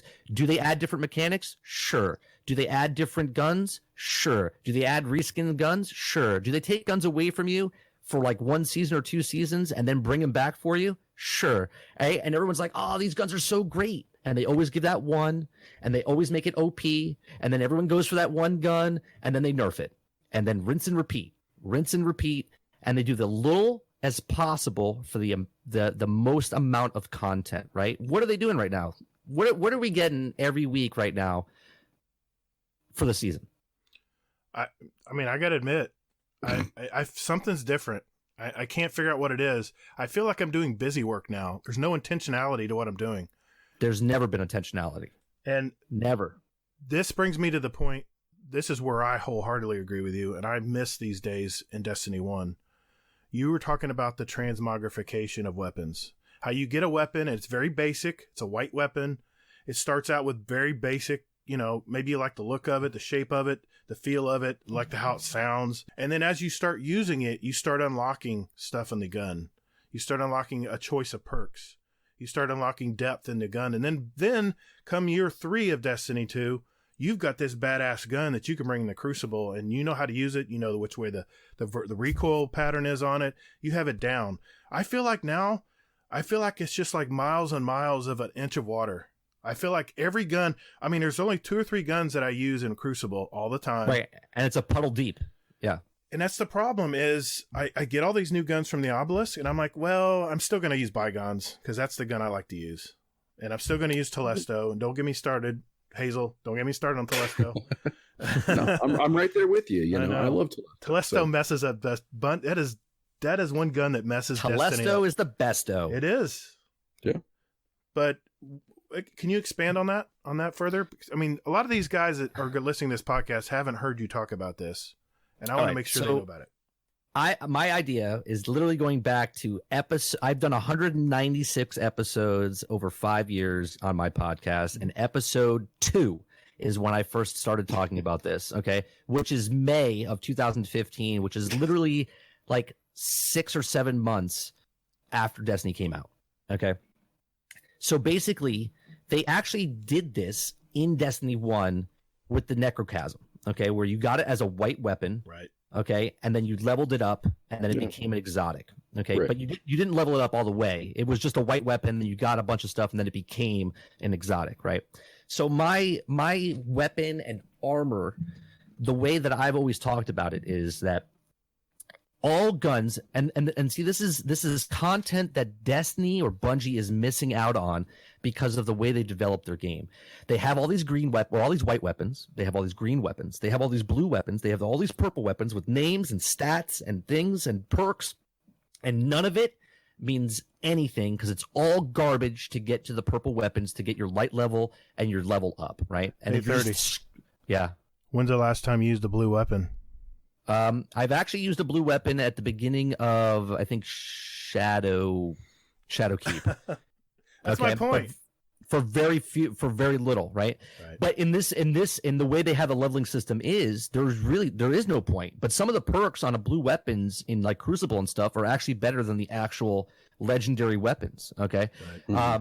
So my weapon system that I've always talked about is that if you find a weapon in the world that drops as white or drops as a blue or drops as a green or drops as whatever, it has its set perks already on it, right? It's random perks on some of them that are already set for you. So meaning if I find a white weapon in the world, none of the perks are filled in, right? So I find a brand new, someone's saying the Duke on my chat, right? So I find the Duke. Okay, it's the pistol that was in D1 that was a white weapon that I used to kill people in the Crucible with, and people were like, "What the hell is that?" Right? You had to shoot him like 5 times in the head to kill him. So if you died by that, you were an embarrassment. So if I had the Duke as a white weapon, and then I started killing the NPCs for it, okay, it would level up to green, and I would get to pick a predetermined perk that was already set because if Bungie tested their game. they would put perks in there that you would never have an OP weapon where they would have to nerf it down the road, right? But you can still make your god roll that you were looking for. So I level up to green, and then I would use the gun like in D1 and level up the perks, not use motes of light. You actually had to use the physical weapon to level it up. So if I have it equipped, it's not leveling up. But if I shoot and kill things, it's leveling up. So I unlocked the first perk. So picture the perks that are in guns now, right?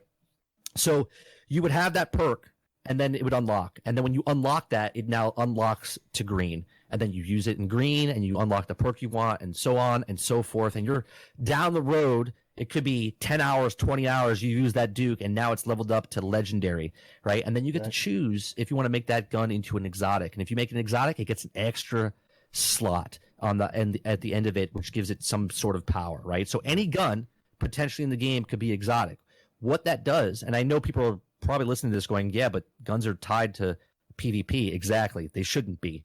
But the leveling system in my gun system means you're putting attention to the weapon, because if I find a weapon in the world, I can get the god roll that I want to get by putting the time that I want to put into the game. So if I have 2 hours, if I have 8 hours, if I have 16 hours, if I played 3,000 hours like you did, or 5,000 hours, I'm putting the intentionality of what I want my guy to be to what I want my guns to be, right? Because that's the play style that I want.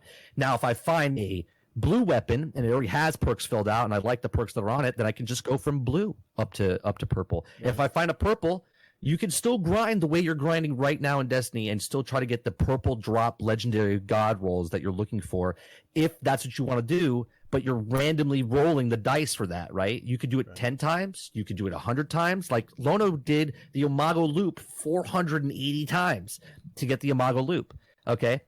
If in my system, he could still do the 480 times, or he could have spent 15 hours grinding that weapon and got the perfect roll, right? That's the difference of what I'm suggesting. And Bungie wouldn't have to nerf or buff or do anything, because all they would have to do is make good perks and make sure that certain perks don't get linked with other ones to make the gun broke. And think about this. How much content will we have if we could take any gun and do that exact thing with? Exactly. So if there's 100 guns there, okay, and they're all white weapons, and you level them up, if you choose to, you would have indefinite grind if you want to put the grind in. Exactly. But if you're just a casual person, you could just play the game as is and get that purple, because in PvE, it doesn't matter if my guns are more powerful than yours, because we're playing against NPCs. The NPCs are not going to call Bungie up and be like, oh, you got to nerf this weapon. It's broke. You know what I'm saying? Like, it's just PvE. Yeah. But because it's linked to PvP, the guns get broke. The guns get nerfed. They take the dial from left to right. They don't compensate in the middle. They're like, oh, there's too many bullets in this gun. Boom, there's no bullets in the gun. Oh, this is too powerful. It does too much damage. Oh, it does no damage. That's how they fix guns in this game. And it's just one big test cycle after another. And I'm just tired. I'm just tired of testing their game 6 years into the making. Yeah. Well, I mean, I like that thought. I really, really, truly do. And I think something like that would probably bring me back. The other thing that I heard that I will, like another theory that I liked was that basically, like, you have one frame for the gun, and of all the guns that you get, so say you're Duke, okay, you get it's a 110 frame. Sure, you get clown cartridge and I don't know, multi kill clip, okay, and you're like, that's really good, I like that. Well, then you're playing, you get another Duke, and it's snapshot sights and something else. And then eventually what you can do is you can make your own gun from the perks that you get from that gun. Right. Well, I mean, it kind of sounds like that, but also, I mean, you're saying you have to actually get that roll. Right, but you would have to find that roll, and then all of a sudden your second perk is better than the second perk in your other. But all the perks in my system would be in the gun. Yeah. You would just level it up and then pick that perk, right? But if you already find a green one that has that perk, then you saved yourself some time leveling up from, you know what I'm saying? Yeah, I just think that's a lot of work for Bungie to a degree. And I mean, nothing against Bungie, but what is Bungie doing? What is Bungie's title?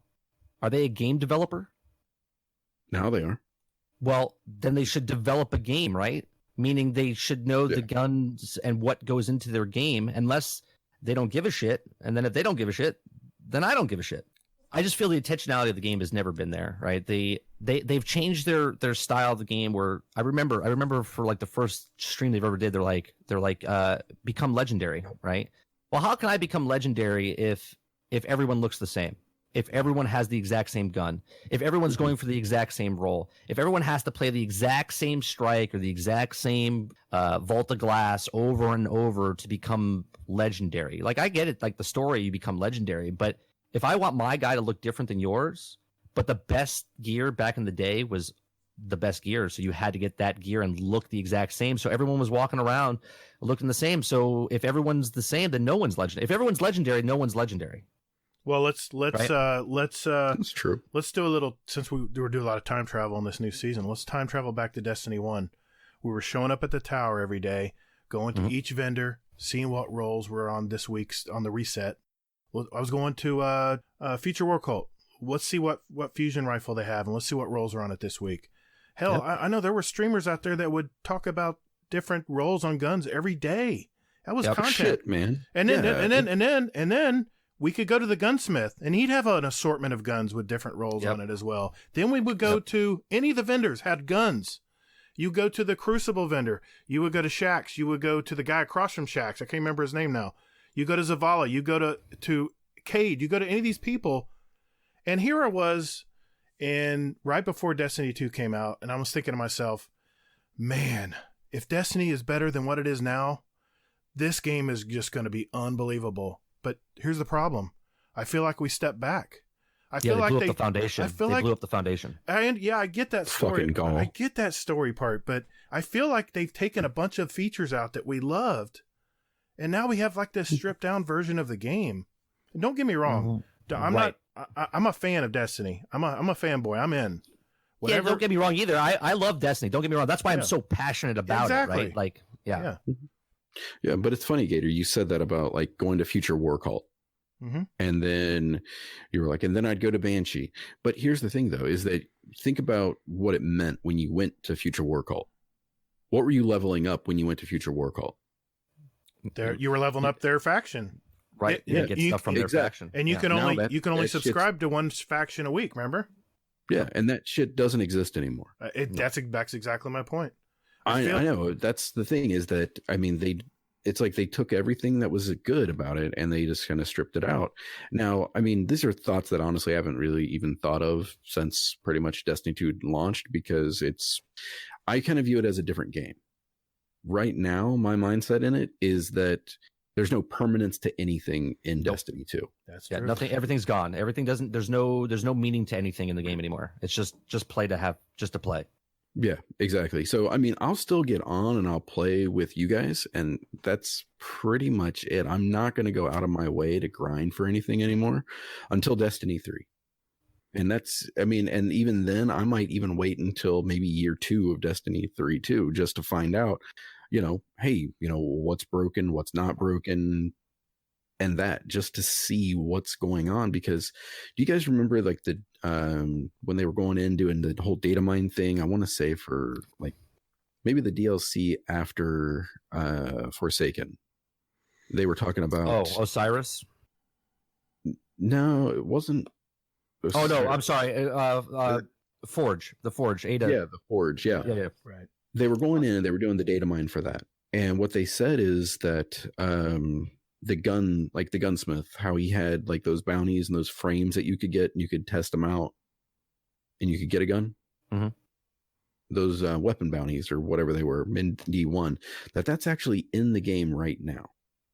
Where is it? You know what I mean? Exactly. Yeah. It's been taken out. And it's like, why haven't they dropped that yet? Like it's been data mined. It's in there. I mean, granted, shit. I guess also so is the theme to, Oryx, that's in there too somewhere, that occasionally that plays. I can tell you why it's not in the game. It's not in the game because they have to stretch out this content as far as they can, because most of the studio is working on the next game. I agree. And here's the thing. I have to mention this 30. I think I mentioned it in your stream. But Luke Smith came to me in a dream. Oh, did he? He did. Lord. He came to me in a dream. What was he wearing? He was wearing he was wearing a Jedi robe. And a Jedi robe. It was not Luke Skywalker. What color? What color was it? It was brown. It was brown. actually a bathrobe. No, it was brown. It was brown. No. I'm thinking. Was he wearing slippers? Was he No. wearing slippers? I'm thinking very early Star Wars here when they were. Was he saying, "Get the hell out of my house"? No. He came to me and he said, "Gator, don't worry, man." He said, "Don't worry. You said Destiny Next Universe year, is coming. Destiny Online is coming." Hey, think about it. Okay, here's my argument, and this is all I'm going to pitch this, and I'm going to throw it out there, and you guys can tear it apart. If Destiny does not become an online universe like World of Warcraft, like League of Legends, like these games that have been around for 10 years plus, where when you get your gun 30 and you build it up and even now you can put decorations on it, you can put personalization on it, just like Call of Duty. I mean, they've been doing it for ages. Yep. And you have your gun and everything, and now fast forward to year 5 of Destiny Universe, you still have that gun. And now you have all kinds of extra stuff. Are we now 11 years into the game? Is that what you're saying? Well, like you know what I'm not. You know what I'm saying. My frame reference of time is not good. I'm old. Anyway, but you see my point though. My son right now, I'm looking on. He's playing League of Legends because the new season came out. But you know how long he's been playing that game? Well, it's been out for 10 years, right? 10 years. So if he played, right. And all his time that he's played that in those 10 years, guess what? It's still there in the game. Right. He can still go back to the very first thing that he got in the game and play the game. That's the reason. And then it goes back to your intentionality. That's the only, I'm telling you, Destiny 3, Destiny Universe, whatever they call it in the next year in 2020, when the new consoles come out, and it doesn't matter how big the game is, what's going to happen if they don't go on Destiny Universe, Destiny Online, and go with the World of Warcraft model? Destiny's going to die soon. It will never die. It'll never die. You know why? Why? It'll never die because there's no other game in their genre that's competing with Destiny. Cyberpunk's around the corner. Nope. Cyberpunk is a single-player game. That's true. It is not competing with the service online constantly going, right? Fortnite's not even competing with it. There's no game, right? It doesn't matter I don't care if Anthem readjusts everything in the game and makes it exactly like Destiny. It will not kill Destiny, right? No game can kill Destiny except Destiny. Destiny, just like it is, right? When I did the podcast with Lono, and we used to interview other streamers, and this is at the height of Destiny 1, right? I would literally ask them a question, each and every single one. I was like, because they got partnered and everything on Destiny. They said, I would ask them, what were you going to do if Destiny 2 comes out and it's worse than Destiny 1? And they're like, well, that can't happen. That mentality is right. It's exactly what happened, right? I've foreseen the future multiple times, and I say it to them, and they're like, nah, that can't happen. And every single one of those people used to be a hardcore Destiny streamer, and then they all magically became, they lost half their population, and they all became variety streamers. Fortnite players. Right, because they all banked on one game, thinking it was going to do. And I remember an interview with Professor Broman. He came on the show, and he said, "Oh, well, Destiny's a much better game." I said, "No, it's not. They blew up the foundation." And he paused for a second. And he's like, "Well, they did blow up the foundation." He goes, "But they have to try something new." And I'm like, "Why? Why would you build a building and then when you're like 50 stories up, all of a sudden say, you know what? I'm just going to blow it up and we're going to start over again?" And that's every 12 weeks now. They come up with something new. They change something. They tweak something. It doesn't matter if it's good or bad. That's what they change. I know you want it to be. I don't think Destiny will ever be that online game that we want. Even if Luke Smith says you're going to come back and you're going to level up your guns like that and you get to do all that stuff, I don't think it'll ever be that way. Why? Because that means they have to put way more effort into that game, and they're making a crap ton of money doing stuff right now and putting the least amount possible into it. Then I'm going to refer you back to Luke Smith's notes before the new Destiny seasons. Yeah, the director's cut. The director's cuts. Yeah. He said one thing that just caught my ears perked right up, and he said it off the cuff. But I know what he was thinking. He goes, "Do you remember how fun it was to rank your guns up?" Yeah. That gave me the hint that I'm telling you, Weapons 2.0, it's going to be unlock your guns again. Not going to just hand it to you. And think about it. This is what I love about Modern Warfare. The new Modern Warfare game is out now. You can customize your gun by using the gun. Now, They've always been that way, though. Yes. That's the way it should be. here's the pushback that people will do, right? The casuals, and I mean nothing by casual, right? Like the casuals will be like, well, now Destiny's 2 for the hardcore players, and I can't get my weapons. And what they don't understand is, with the intentionality of the gun system that I put in there, if you're casual or hardcore, if you're hardcore, you're just gonna have more guns to level up. And if you're casual, you can level up the gun that you want to level up, right? So it doesn't matter if you're putting 2 hours in or if you're putting 20 hours in. Like, it has intentionality. That's the only thing Destiny's missing. They're so close at so many things. It's the intentionality of what to do. Everything in the game, there's no reason. Everyone's like, well, you got to collect it. No, you're just collecting stuff, right? It's like I have to collect all the baseball cards for a complete set. But what happens when I get the complete set? Nothing. Another complete set comes out the following year for you to collect again, right? So people just buy the complete set instead of opening up packs of cards to try to make their complete set. They just buy the fucking complete set. Well, I don't want to beat a dead horse here. I know you guys have talked about it a lot on your podcast as well, you and Sarge. Hazel, was there anything you wanted to mention? No. I had some questions. What did you think about the new seasonal format with the battle bar, like, to kind of copying that from Fortnite? And you said you didn't like the way they were streaming the content out a little. Yeah, I don't like the drip content, but. Yeah.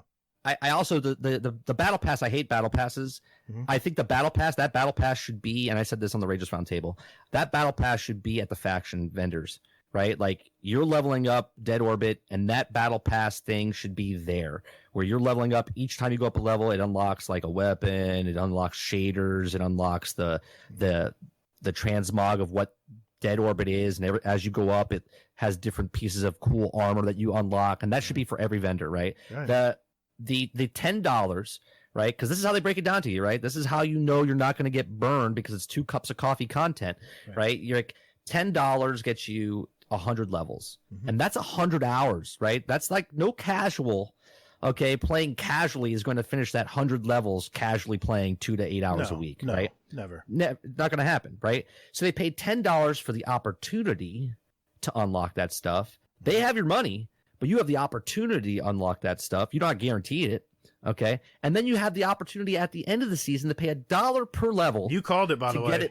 You said $1. It maxed out. Of course, okay, of course. So you can unlock the stuff, right? And of course they put the stuff at the end. So that whole battle pass, I get it. That's if you want to make money doing that, cool. Then get rid of the Eververse. Right? Yes. Get rid of the Eververse, because I know people are like, well, they have a whole entire team dedicated to make those Eververse weapons. It's not taking away from the game. Yeah. Bull. Because if you're paying $10 to $15 for a shader or for a piece of armor, then why the hell would they take 20 guys to make a level to get pieces of armor in there that can drop when they can just sell you, where it took a guy like 10 hours, even if it took 100 hours to make that design, and they could sell that 1 million times over for $15. I'm not a fan. Which one do you think they're going to choose? The one they put less time in to make more money, or the one they have to put more development time in to make more money? I call this the what was where you went on the mountain, the last expansion before Destiny 2? Rise of Iron. I call this the Rise of Iron year. This is going to be the year where they're treading water, and it's so mirrored that the way the years went in Destiny 1. It's scary how alike this is. I mean, they're putting new twists in it with the battle pass and stuff. I just think that's a moneymaker for them. But I really hope I gotta believe in my stripper girlfriend that she's going to do the right thing in year 3. She's never going to do the right thing. That intentionality, I'm telling you, they're right on the edge. They're right on the edge. I feel like they're going to get it. Nope. You're going to keep throwing dollar bills at her, and she's going to take those dollar bills, and then she's going to pretend that she's going to sleep with you. But she's never going to sleep with you. You're just going to buy her Rolexes and new purses and new shoes, and that's what it is. That's what the Eververse is. The Eververse is to buy accessories for your stripper girlfriend. Well, I'll finish this way. What do you think the rest of the seasons in the year? How do you think it's going to end up? The rest of this season? Going into Destiny 3 or whatever the hell it's going to be. I mean, I'm going to play because I'm invested in the story. Yeah. Now, I only come back every Tuesday to play the content, and I'm still waiting for one story to just complete, like have a full closure on a story, right? Like what happened to the stranger, right? I feel like the stranger's us. Like, you know what I mean? Like, I feel like we're the strangers. Yeah, I don't have time to explain. Like, right now, we're the ones that gave. I don't know if did you guys play the new content yet with Saint 14? I just did today. I just finished the story today. like the paradox. Like we gave him the shotgun that he used. Like we're the reason everything is existing, right? Like in this vortex of time and stuff like that. It's the perfect paradox. I feel like if they do this correctly, in my head, with time travel and all these different portals, they can make me happy if they start using the fucking portals. Like what kind of portal did we build in the fucking tower, and then we didn't even go through the portal, and now it's gone. It just vanished, disappeared, right? But if the time travel that you go through the different portals, they can go back to D1. They can literally just drop us off in the Cosmodrome on a whim by going through a portal and do a mission there, right? Stop like, it! You're teasing me. It's endless. I know. I'm her pimp, right? So basically, that you can do all this stuff, okay? But they don't do any of it. They never do. Remember that other quest that we did a year and a half ago? You went in, I think it was for the Whisper mission, and you looked into all those portals, and you saw the Volta glass. Yes, I remember that. Right, and they did nothing with that, right? They do nothing with anything, right? They so it's just disappointing. this one big cock tease. This game should really be called Blue Balls.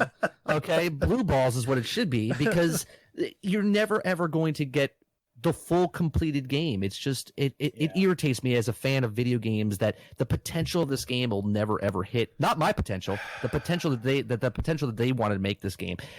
Look, if you're right and it becomes a universe, I'm 100% on board. Okay, like I would play that. If I would be okay if it was a monthly subscription, but they gave us the actual content, right? Take all this other stuff out, because I just look at it and I'm like, there's so many games out there that charge absolutely nothing for DLC. They're actually true free-to-play games, okay? And the content is so much more than these $10 2 cups of coffee, right? And because it's $10, you're just like, it is just 2 cups of coffee. So what's the big deal? I'm just going to throw $10 at it. And I think what gamers need to do, your listeners and any other person that listens to this podcast, watch how fast, if you stop buying the microtransactions, if you stop paying for the season passes, watch how fast Destiny will change their tune. Because there's only 2 things that can happen. A competitor comes out that does exactly what they're doing and starts to take the market from them a little bit, okay? And 2, if gamers just stop taking the bullshit of all these companies just nickel and diming you for everything. If you stop buying gas, if everyone stopped buying gas in your area for one day, those gas prices would go extremely low, okay, until they start building back up again, because they know they need us, the consumer, to make the money, right? And if they're fucking with the person that's paying for them, okay, my stripper girlfriend's not going to get those new pair of shoes, okay, because I'm not going to give her the money. And she's not going to be able to expand on anything, because we're just stupid. All of us are stupid. I'm putting myself into that, right? I gave them $10. Yep. The content needs to show what they're doing, and development. And I'm not picking on the developers. I'm not individually. It's Bungie and gaming as a whole. We, the consumers, have to stop paying for half-ass games and half-ass content. I think to sum it up, I think Luke Smith and Noseworthy, I think they looked at each other and said, all right, we got to steer this damn Titanic. We got to turn it around somehow. And I think what they're doing is they're making small changes. And I think they're testing the waters too, with like, the Crucible playlist they have out and the different. I love your optimism. Well, I think they're slowly turning the boat. It's a big boat, man. It's going to take a lot of effort, and it's going to take some time to turn it around. And you can't turn a boat like that in a puddle. Well, this is what I'm hoping. I'm hoping they said, all right, listen, we'll do crossplay, right? Everybody will be happy. Crossplay will be here. Cross save. I always mess that up. Next year, it's going to be next year. Coming. It's going to be. Not.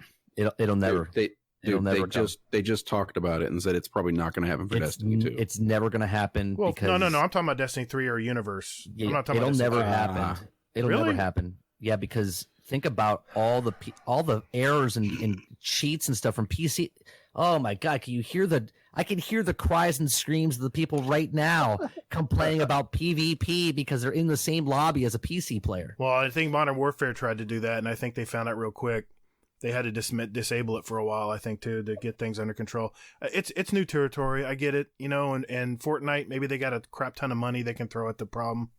But I honestly, I'm still going to be optimistic. I think they're going to tread water this year. I think they're going to try different mechanics and test it out and see how we like it. But I think they have a grand plan for the next year. I think it's going to be a totally different game next year. I think they're going to switch gears. There's going to be intentionality. And they want you to drink, and you guys are drinking the Kool-Aid, and that's cool. If you guys like the game and you guys are waiting for that, that's cool. But I'll be moving on to other games, and I'll be playing it every Destiny Tuesday. Tuesday Destiny. I hope I'm right. I really do. I hope that they do have that. I hope you're right too. You know, because I mean, believe it or not, I do miss playing Destiny. I actually thought about going back to playing Destiny 1 because I do it all the time. It just seemed like great game. It's a better game. Like a better experience. Of course. Yeah. And I even have all the shit. Mm-hmm. But I still was just like thinking about it the other day. I was like, you know what? I'm tempted to go back and play in Destiny just because, you know, it seemed like just a better game. I don't know. It's weird. It's let me do a test real fast. Close your eyes. Okay. What's the first thing you visualize see? Cosmodrome. All right. What's the first thing that popped in your head? Vault of Glass. Destiny it's probably 1. not right. It's probably nothing from Destiny 2. No. It's a Cosmodrome. The first time I was on the Cosmodrome, I used to sit on the edge of the cliff at the beginning of the Cosmodrome where everybody flies in for the first time, you know, and there's a cave underneath with the knights that you couldn't kill. I can't remember. Yeah. I used to sit on I forget what the name of it is. I used to sit on the edge there and just look around and listen to the wind blowing in my ears. Yeah. I mean, it's a beautiful game. Beautiful game. It was different from. See, I came from a Call of Duty environment. I came from a very toxic environment, and this was totally different for me. And I needed this. I needed this in this kind of game. But I met a bunch of people from Dads of Destiny when I first joined, and it was great. The community is great. Destiny has a great community, but we're all morons. We're really all just morons because we're so in love and we're blinded by it, the beauty of it. That 30 does not express the views of this channel. No. But yeah, no, I definitely, I'm seeing things like that. Like I mentioned, you know, like the lack of permanence and everything that's going on right now and everything. And it's like, like the obelisks, you know, I'm like, are they going to be here come, you know, whenever the next one drops? Even if they are though, what then if they are here, then why do you have to grind so much now? Well, exactly. Right. Yeah. So it's like, you know, it's the fear though. It's the fear of, am I going to miss out? Yeah. FOMO. Yeah. They've got it. They've got it. Hey, my veins open, man. They tapped me right into it. I mean, perfect example. The dawning thing right now, you get the sparrow, that Christmas sparrow. Right. I got it last year. So why would I do the event this year? Why didn't they change it up? I like the polar bear one. That's going to be pretty neat. But you buy the polar bear. No, one. You don't earn the polar bear one. It will be available for Bright Dust. But the problem is, for Bright Dust. I was just saying this in chat. I had 40,000 Bright Dust before this new seasonal thing came out. They are slowly bleeding us of our Bright Dust. And they said, you're not going to have to worry about, you know, breaking down an exotic ship anymore. Now there's going to be all these different bounties you can do. I go and do that weekly Crucible thing. Guess how much they give me for playing like 6 or 7 games? 200. Are you kidding me? What can you buy in Eververse for 200? Nothing. Now, okay, I can have no life and just go do the repeatable bounties in Crucible all day. And eventually it can happen. You can do it. You can actually, but man, that's a lot of time. And then I start thinking, man, I work for a living.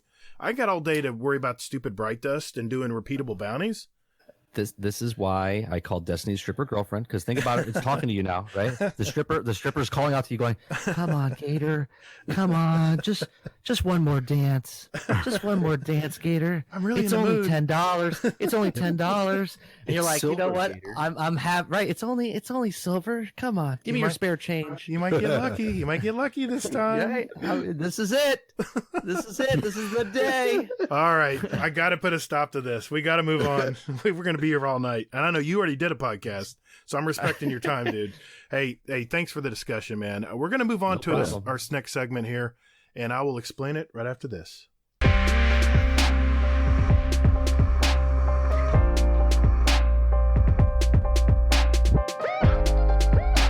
What we're going to do right now is we're going to lighten things up. This is the part of our show where we ask Twitter and Discord questions on the Guardian Downcast Discord channel, and a channel. Why am I tongue-tied? I guess it's getting late, getting old, I guess. We have a segment in our Discord called Podcast Questions, and our community, our fantastic community, puts questions in there, and we answer them and try not to be embarrassed. And I'm going to start out with the first one here. This is from Lana Bobana. She sent us a bunch of holiday themed questions that I think we've been asking for what, Hazel, a few weeks now. Yeah. Let's start with those. Good place to start. Real or fake Christmas tree? I love real Christmas trees, but we have a fake Christmas tree. Me too.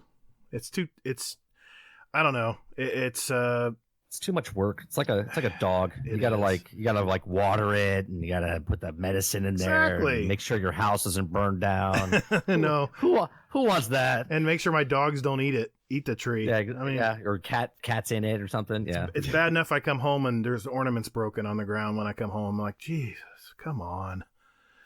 When is let me ask you this, when is too soon for Christmas decorations and music? Well, it's funny you asked that question because my father-in-law, who loves Christmas, like soon as November hits, he's already putting Christmas trees up, and it's beautiful. He's got like 6 Christmas trees that he puts up in the house. And one Christmas tree is 25 feet tall.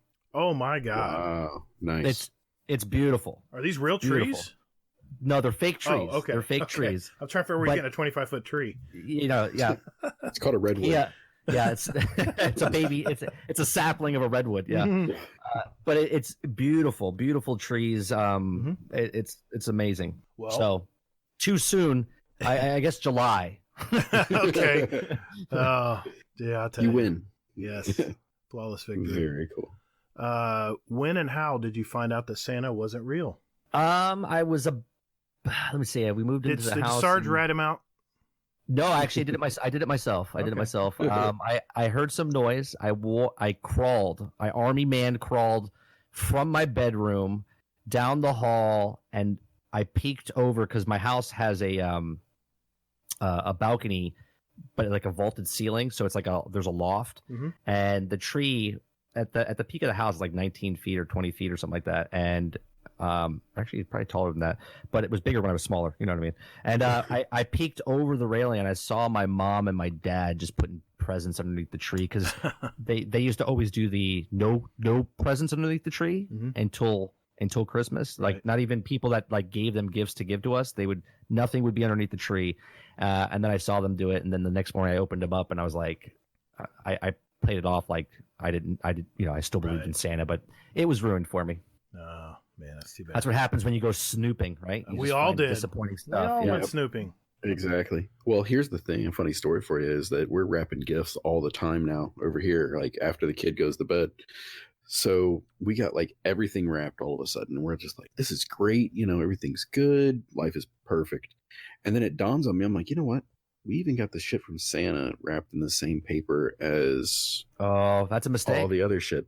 Yeah, that's a mistake. Exactly. And I'm like, fuck. So I told my wife, and she's just like, oh, she won't know. Oh, yeah, they do. Come to find out, everybody is telling her, like, yeah, you guys fucked up royally. Yeah. So now she's like, all right, fine. Yeah. You have to switch it up. Like my son right now, like we went to Santa. We visited Santa the other day at the Altamont Springs Mall, and he asked me, like, he's like, why is Santa at this mall? I saw him at the other mall too. I was like, I was like, he's at every mall wherever you are. I was like, it's magic, right? And then he asked Santa for 2 things. I was like, well, tell Santa what you want, and he's like, well, I want this Lego rocket, and he goes, I also want the train that you forgot to give me last year, and I was like, shit. And Santa looked at me, and I looked at my wife, and I was like, what train? Like we're looking at each other, like what train is he talking about? And I said, well, you can ask Santa for multiple things. I said, but it doesn't mean you're getting everything. And then Santa, without missing a beat, was like, he's like, yeah, how good were you last year? He's like, because if you're really good, then you get everything you ask for. But if you messed up and you don't listen to your parents, he's like, then you only get a couple things. And he's like, okay. And I was just like, sweet. I was like, nice volley and hit back to me, right? So you have to be real. And it's funny because as an adult, you're like, fuck, who gives a shit about Santa? But when you look at your son or daughter, you're like, they're so innocent, and you don't want to ruin anything for them. You know what I mean? And you're trying to make any excuse up or lie to make them smile or be real. True. Well, if Santa was real, what would you ask for? Realistically or fictitiously? Hey, fictitiously, I would ask for I would ask for Bungie to make a better fucking game. That would be my Santa wish. How did I know that was coming? If Santa was real. But if I had to, I would. If I had to ask for one gift, man, I guess I would ask. I guess I would ask for a 1967 Shelby Cobra. There we go. Now we're talking. Very nice. That's my favorite. I don't even care if it's a kit car. Like, I just love that car. That's my favorite car in the whole world. So I would ask for that. All right, one more left of the holiday-themed questions. Do you spoil your loved ones, or do you like to be spoiled? This is a trick question for me because when I worked in the industry, I made really good money. I love to spoil. I love spending money on people. I love giving gifts. I don't really care about getting gifts. I love giving a gift and watching that smile on someone's face. So, but I don't have that much money now, so I really don't give a lot. Like, you know what I mean? So I can't give as much as I used to, is what I should say. It's not as much about gift giving for me anymore. It's just seeing all the family together. It's precious, you know? Yeah. Hazel, you got a question there? Yes, I do. From, I guess one question for you, 30, and then one question for Gator. Uh-oh. Dad Bod Link, for the mystery guest. Who are you? Wait. What is the question? Dad Bod Link? This is a I know what Dad Bod is, right? Yeah. But what's the actual question? I don't see it in. Who are you? For the mystery guest. Yeah. Oh, who am I? Do I have a dad bod? Is that what it is? Oh, sure. Let's go with that question. That's a better question. No, I don't think I have a dad bod. Like, I'm pretty good shape. I have a girlish figure. I eat what I want. I'm hungry all the time. So I don't have a dad bod. Great answer. All right, Gator. Oh shit. Why are you hiding your identity? Or his identity? Oh, because I wanted it to be a surprise tonight. I don't think many people in our community know 30. I mean, they probably do from Rageless, but I wanted everybody in our community to know about this podcast that he does, the Generation X podcast, because I've been listening to it for years, and now you're a fan, obviously, because you've listened to it, and it's just him and his brother Sarge do such a great job, and I just wanted to create a little mystery. I've been announcing our guest in shows previous, and I said, you know what, tonight I'm not gonna tell anybody who it is. So I wanted more general questions. And since, this is probably outside his 30s community, they probably, I don't know if they would even know what to ask him, but that's why I did that. So Dad Bod Link's the actual, I see his thing. He's like, who am I? Like my real name? Because I said it earlier in the podcast. I think he's just being a smart ass, to be honest. Yeah. We got a lot of characters in our Discord. They, Mm-hmm.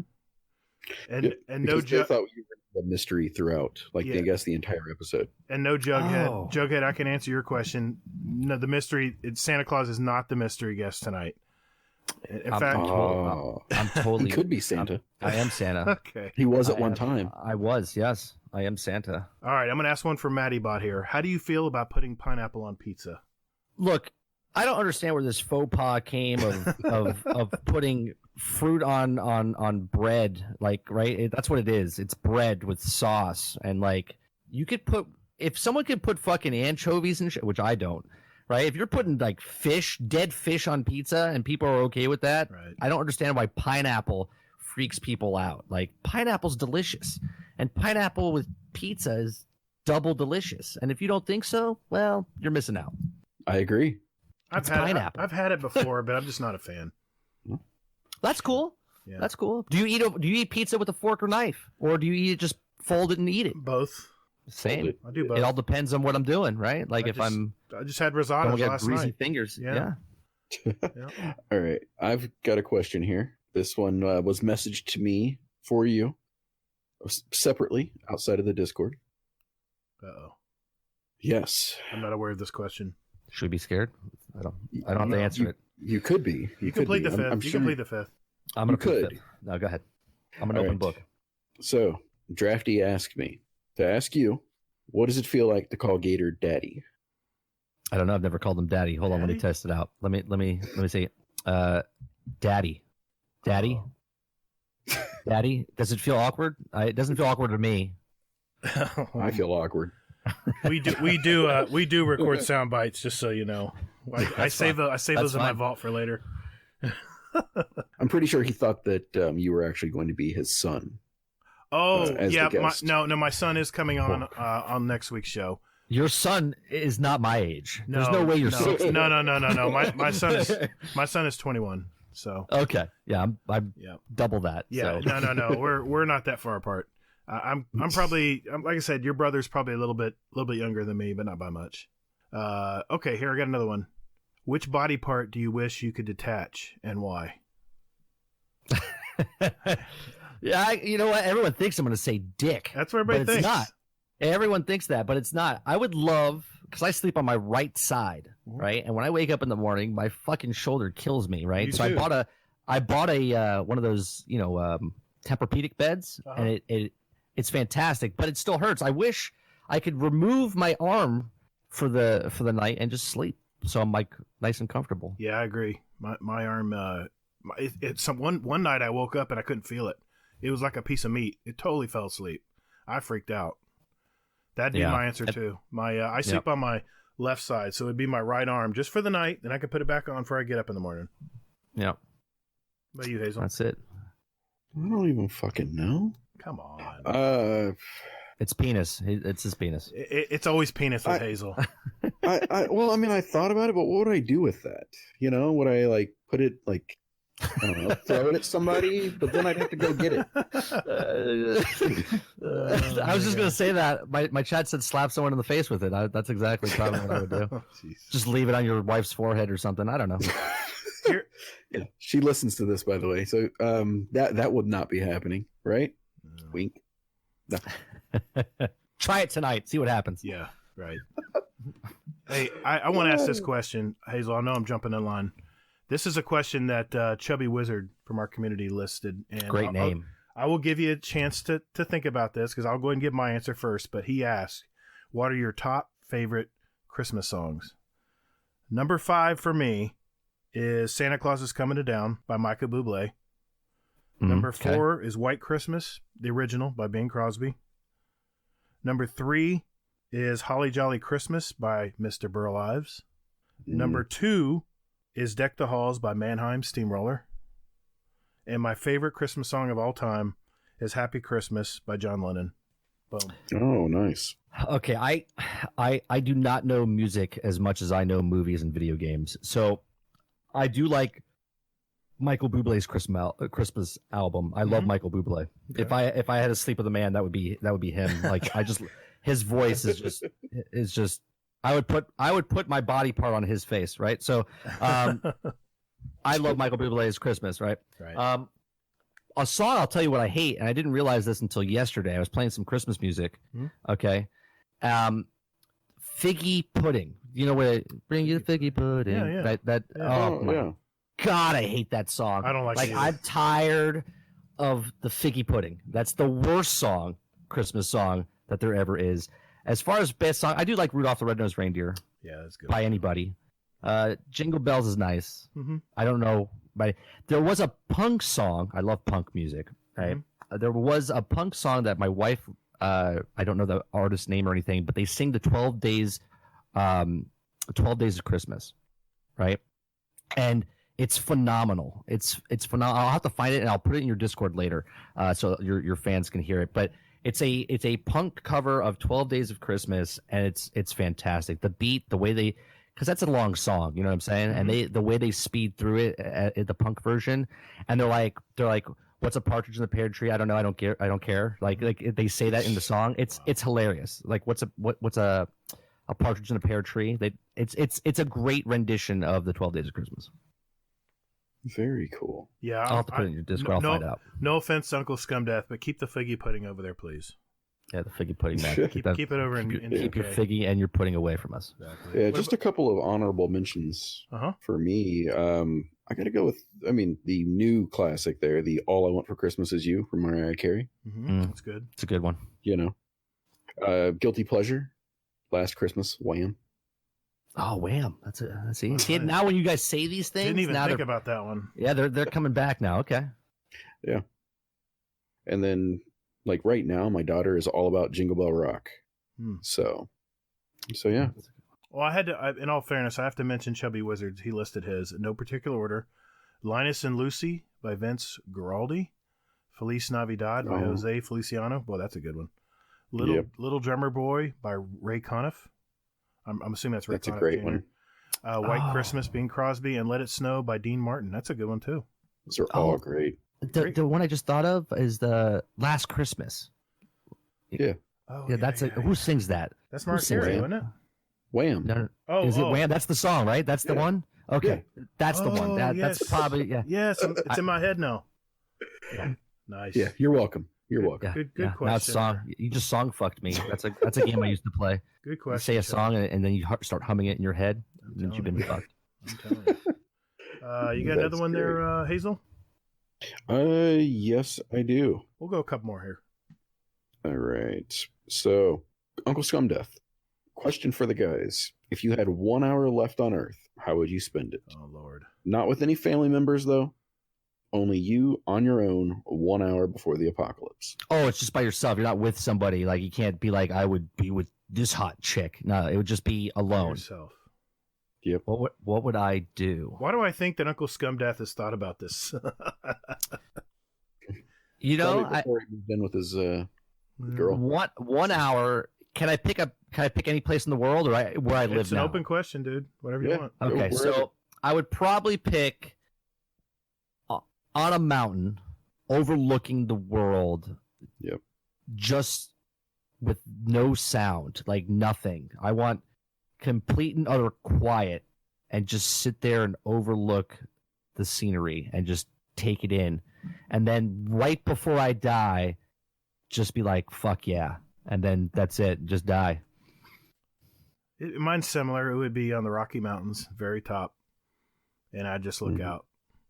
And I guess watch the nuclear blast head my way, I guess. Yeah. That'd be a perfect way to see it. I've been in the Rockies. Is it a nuclear blast though, or we don't know? Dying? Like, hopefully it's not like a virus. That would be a terrible way to die. At least I would last a while. No one would be around me up there. I don't know. You hope, but yeah, no zombies. Mm-hmm. They can't. Could be a zombie bear. Just saying. Oh, don't give. What about you, Hazel? I think I'd go low key. I'd go to the beach. Yeah, that's look out over the ocean. Just fucking lay there and just go like what was that one apocalypse show where the daughter joined his father that she was at odds with, and the tidal wave was coming, and they just closed their eyes, and the tidal wave just blew them away. What movie was that? It's fucking depressing as shit. Dude, it was like the same time Independence Day and all those movies came out. I'll think about it. It wasn't Independence Day. It was some movie. No. Deep Impact. I was just gonna say Deep Impact. That's it. That's what it is. Good guess. Damn, that's good. All right. Well, we have a couple for the mystery guests here, so we better ask those at least. This is from the Laz. For the mystery guest, if you had to conceal your face like the speaker, what would your mask look like?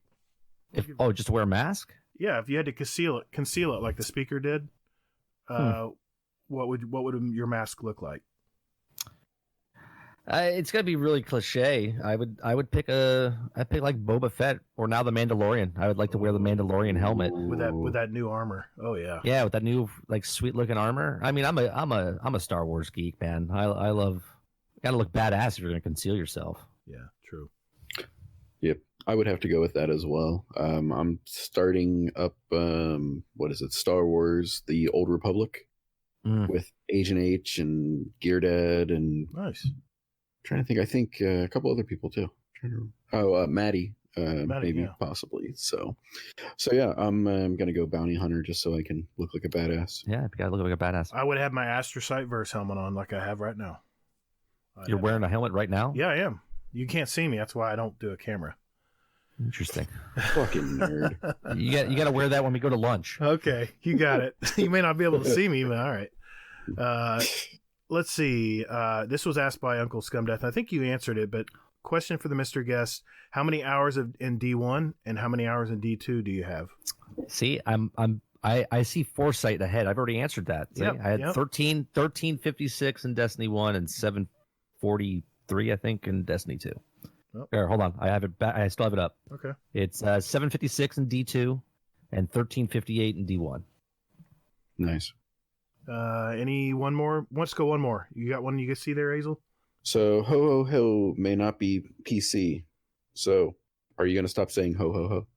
No, I'm gonna clap as loud as I can. Oh, don't do it! Don't do the applause.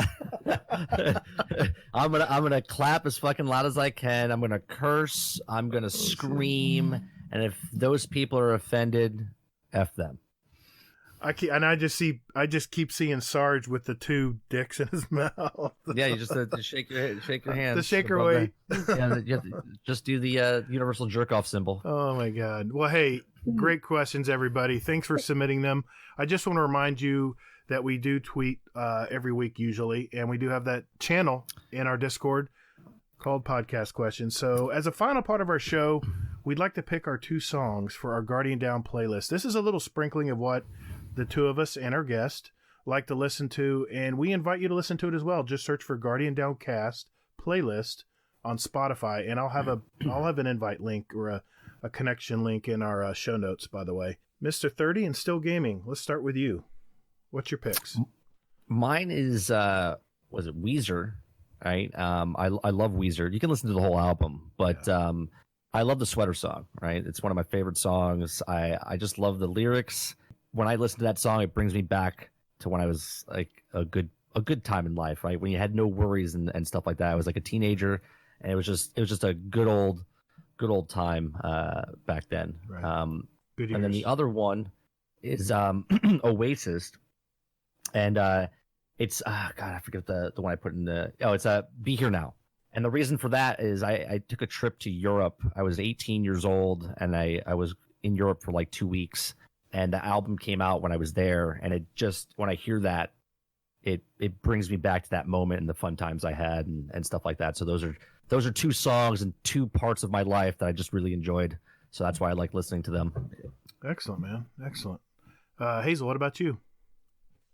Okay, well, like 30, one of the songs that I picked was actually from when my wife and I first got married. We went and saw a concert, and this band actually opened up for one of our favorite bands, The Heavy, and they were the Silent Comedy. So I added one of their songs called The Well, and it was just like this rockin' song that had everybody in the entire place just completely losing their minds because nobody else knew who the hell they were either. So it's pretty fun. Awesome, man. And then something a little more, well, maybe more current, but whatever. Spaceship by Kanye West. I started listening to that. That was good. Yeah. I don't like him. I don't know what it is. I'm not on the bandwagon with Kanye West. Well, this was from his first album when he was still trying to make it and things like that. So, I mean, it was just one of those, like, I was just going through his album and I was just like, you know what? I really, really like that first album. So I'll have to listen to it because I'm not a big fan of his, but I'm gonna have to. I'll listen to it and see if I like good beats. You know what I mean? Yeah. I like really. Yeah. He can be out there sometimes though. I've seen some of his live concerts are really weird. But well, let's see. For my first pick, we had a question asked in our Discord this week. What was your first cassette album? Let me ask that to you guys. What was your first cassette album? I know you're putting you on the spot. No, I got it. My first cassette that I ever bought when I started driving was Ace of Base. Oh my gosh, I remember that one. I saw the sign. I saw the sign. And I opened up my eyes. Yes. Yeah, it was Ace of Base. And it was the EP, so it only had 2 songs. It had one on one side, and then you had to flip the tape and then listen to the other side. That was it. And it had like the dance remix that went on forever. Yes. Oh, I remember that. I remember that one. What about you, Hazel? What was your first cassette album? My cassette album. So for me, it was Crisscross. Oh, man, you guys are so young. Yeah. Well, my first, and that you purchased yourself, right? That's that's the question. Yeah. It was asked earlier, and my answer was I used to mow lawns when I was 13. Here where I lived pretty much in the same area I have when I was 13. I've lived here a long time. And I used to mow yards for extra money. I'd use my dad's mower and go mow these huge yards. And I would save my money up. And the first cassette that I bought was from Peaches. You remember that place? Peaches, I bought Foreigner Yep. 4 from 1981. Foreigner 4 it was a brand new album from Foreigner, and the song I picked tonight is from that album. It's called Jukebox Hero. Oh, yeah. Great song. Yeah. I remember spending all my I would, like I said, I'd mow lawns and save up money and buy music with it. That was a big thing. Music is big in my life. So here's the actual first song I've ever. My favorite band growing up was the Beach Boys, right? Yeah. The Beach Boys. My dad had an Oldsmobile, a 1972 Oldsmobile, and the A-track, right, was in the car, God, and it was stuck. Like, it was just the Beach Boys always playing in the car. So that was literally my first, like, everyone would ask me growing up, like, oh, what's your favorite song? I'm like, oh, the Beach Boys. And they're like, the Beach Boys? They're like, you're like 5. How can the Beach Boys be?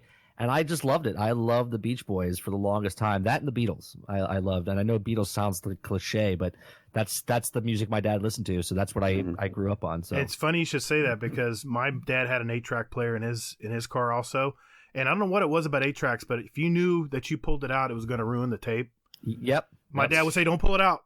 Earth, Wind, and Fire. I listened to that song. We listened to that album so many times. Oh, that's my awesome. God. Well, my second pick is one of my favorites. It's from the 2013 album Arc, from the artist Everything Everything. It's called Cough Cough.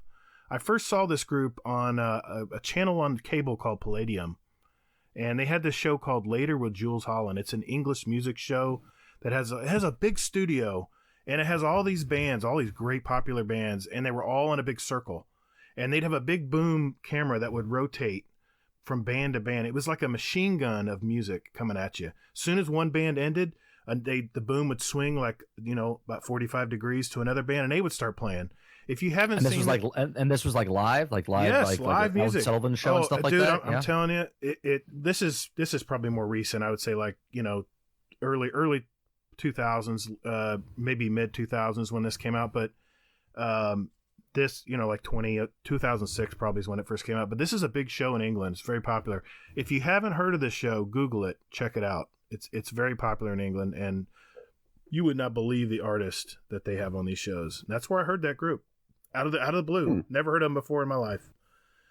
Well, damn, guys, I think we're done. I think we got it. Or as 30 would say, that's episode 22 in the can. So let me do this. Where can everybody find you, 30 and Still Gaming? I have great branding. It's 30 and Still Gaming on like everything. So Twitter, 30 and Still Gaming, YouTube, 30 and Still Gaming. I even have a Facebook that I never check. Like I have YouTube, Twitter. I'm on Anchor.fm for my podcast. I'm on iTunes, Google Play, Spotify. Yeah, everywhere. And you want to list those 2 podcasts that you're on? Oh, I'm on Monday nights at 8:30 or 8:45 p.m. Pretty much every Monday. It's called the Rageless Roundtable over on Twitch on Say No to Rage. I'm a co-host there. Paul Tassi, a writer from Forbes, is on there. Clintus is another streamer, and Say No to Rage, it's his channel. And then the other podcast I do is Thursday nights at 8 p.m. Eastern. It's called Generation X Gaming, a weekly podcast that goes over a few of the top stories from the past week, and we rant along the way. I love that show. What about you, Hazel? Hazelnut, Hazel NT, pretty much everywhere. Anywhere and everywhere.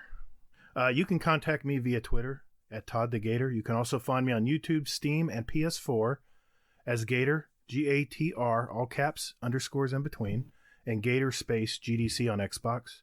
I post mainly gameplay vids on my YouTube channel. I play PC mainly, Destiny 2, and I use a PS4 controller. So if you like to watch that kind of stuff, stop by. Might be something you like. You can also find us and our show here on iTunes, Spotify, Google Play, Podbean, Stitcher, Downcast, Hazel.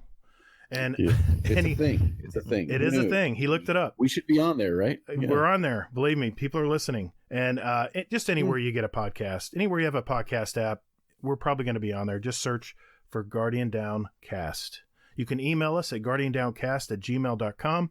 We're on Twitter at Guardian_D_cast for show questions, or hell, whatever you want to ask us. Shoot us a message or a DM on there. We'll be sure to answer it. We have a fantastic Discord as well.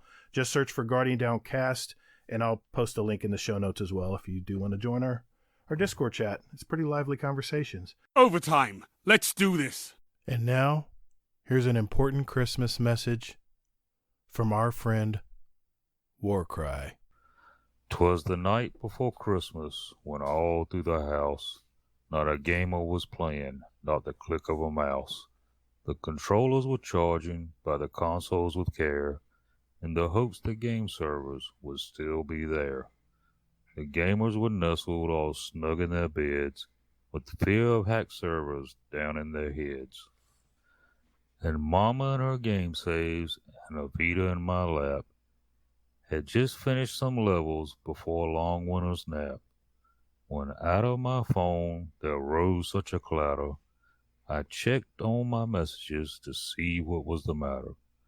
My phone was blowing up, and I was blinded by the flash. I fell on the floor and got a small gash. All I could think is what awful message would show. Was it a DDoS attack on the servers? Oh no. When what to my wondering eyes should appear, a game invite from a friend I haven't heard from in a year. So I ran to my PlayStation and turned it on quick. He finally upgraded. This is going to be sick. We played Call of Duty, and last place he came. He yelled and he shouted and called others' names. Hey cheater, hey camper, glitcher and teabagger, you're rotten, you're ugly, worthless and a lagger. From the start of the match to the end of it all, it was unfair, I even fell off a wall. As his voice raised and he breathed like a hurricane flies, I heard someone say, shut the hell up, it's not our fault you die. So the argument began, and swear words they flew. One person left crying as I laughed, wouldn't you? And then it got quiet as the lobby filled with new players. Max Prestige, level 89, I feared they may be slayers. As I spawned in and was turning around, my raging friend was hitting the ground. It had been but 10 seconds before he said a word. I'm going to kill you all, including that Max Prestige nerd. Loaded out with a LMG on his back, he looked like a noob that could use a care pack. His voice, oh how it shrieked. His accuracy, oh how awful. In his real life, he couldn't find attention at a brothel. He kept spawning in angry and running his mouth. We told him to run east, but he kept going south. Running into the enemy, they killed him each time he tried. I suggested we stop playing. He said, not until they've died. I thought to myself, when will this match end? The more people we play, the more he'll offend. To no avail he tried to play, and then my memory came. I remembered why a year had passed between our last game. He was grumpy, rude, and undermedicated. I was about to speak up, then I hesitated, and I laughed to myself as his body hit the floor, and the words from his mouth, I can't take any more. You're all a bunch of hacks. He's a cheater, and you're a jerk. I'd rather watch YouTube videos and teach myself to twerk. Well, it was good playing with you, I said with some fear. He logged off his PlayStation, and I began to cheer. I messaged my team and said, let's play a little. But easy on the mic, my ears feeling brittle. I told them the story from beginning to end. That's when I realized what he would send. A DDoS attack. It was him all along. He attacks servers every year because his game isn't strong. A message in my inbox right before the attack. It was fun playing with you, but now I must hack. I asked him, please don't. Think of all the games we will miss. He said, just consider me the Grinch that stole your Christmas. Merry Christmas to everyone. It's been a great year, and hopefully there's many more. Hey, thank you all so very much for listening. And later, Guardian. Hey, happy holidays. Happy holidays, everybody. Merry Christmas. Yes. Merry Christmas, y'all. Merry Christmas.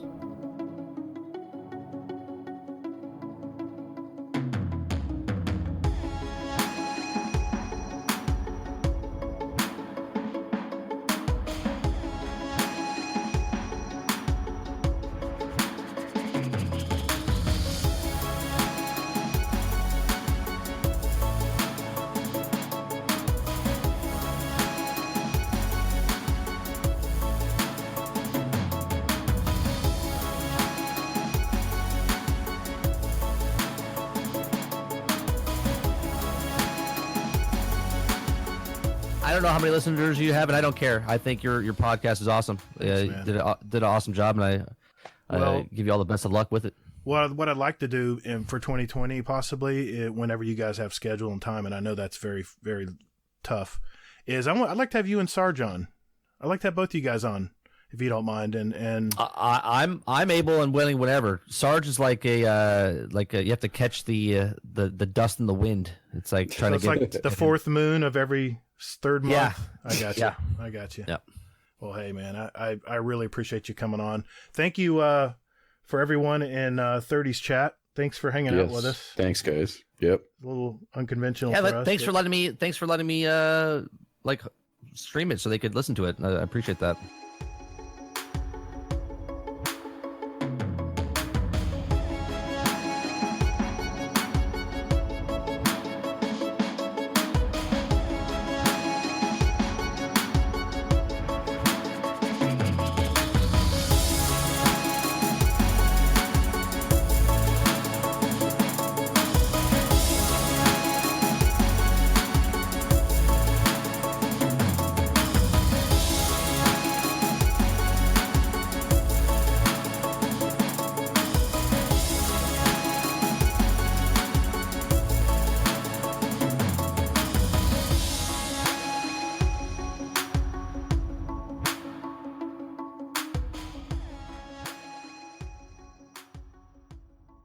Daddy.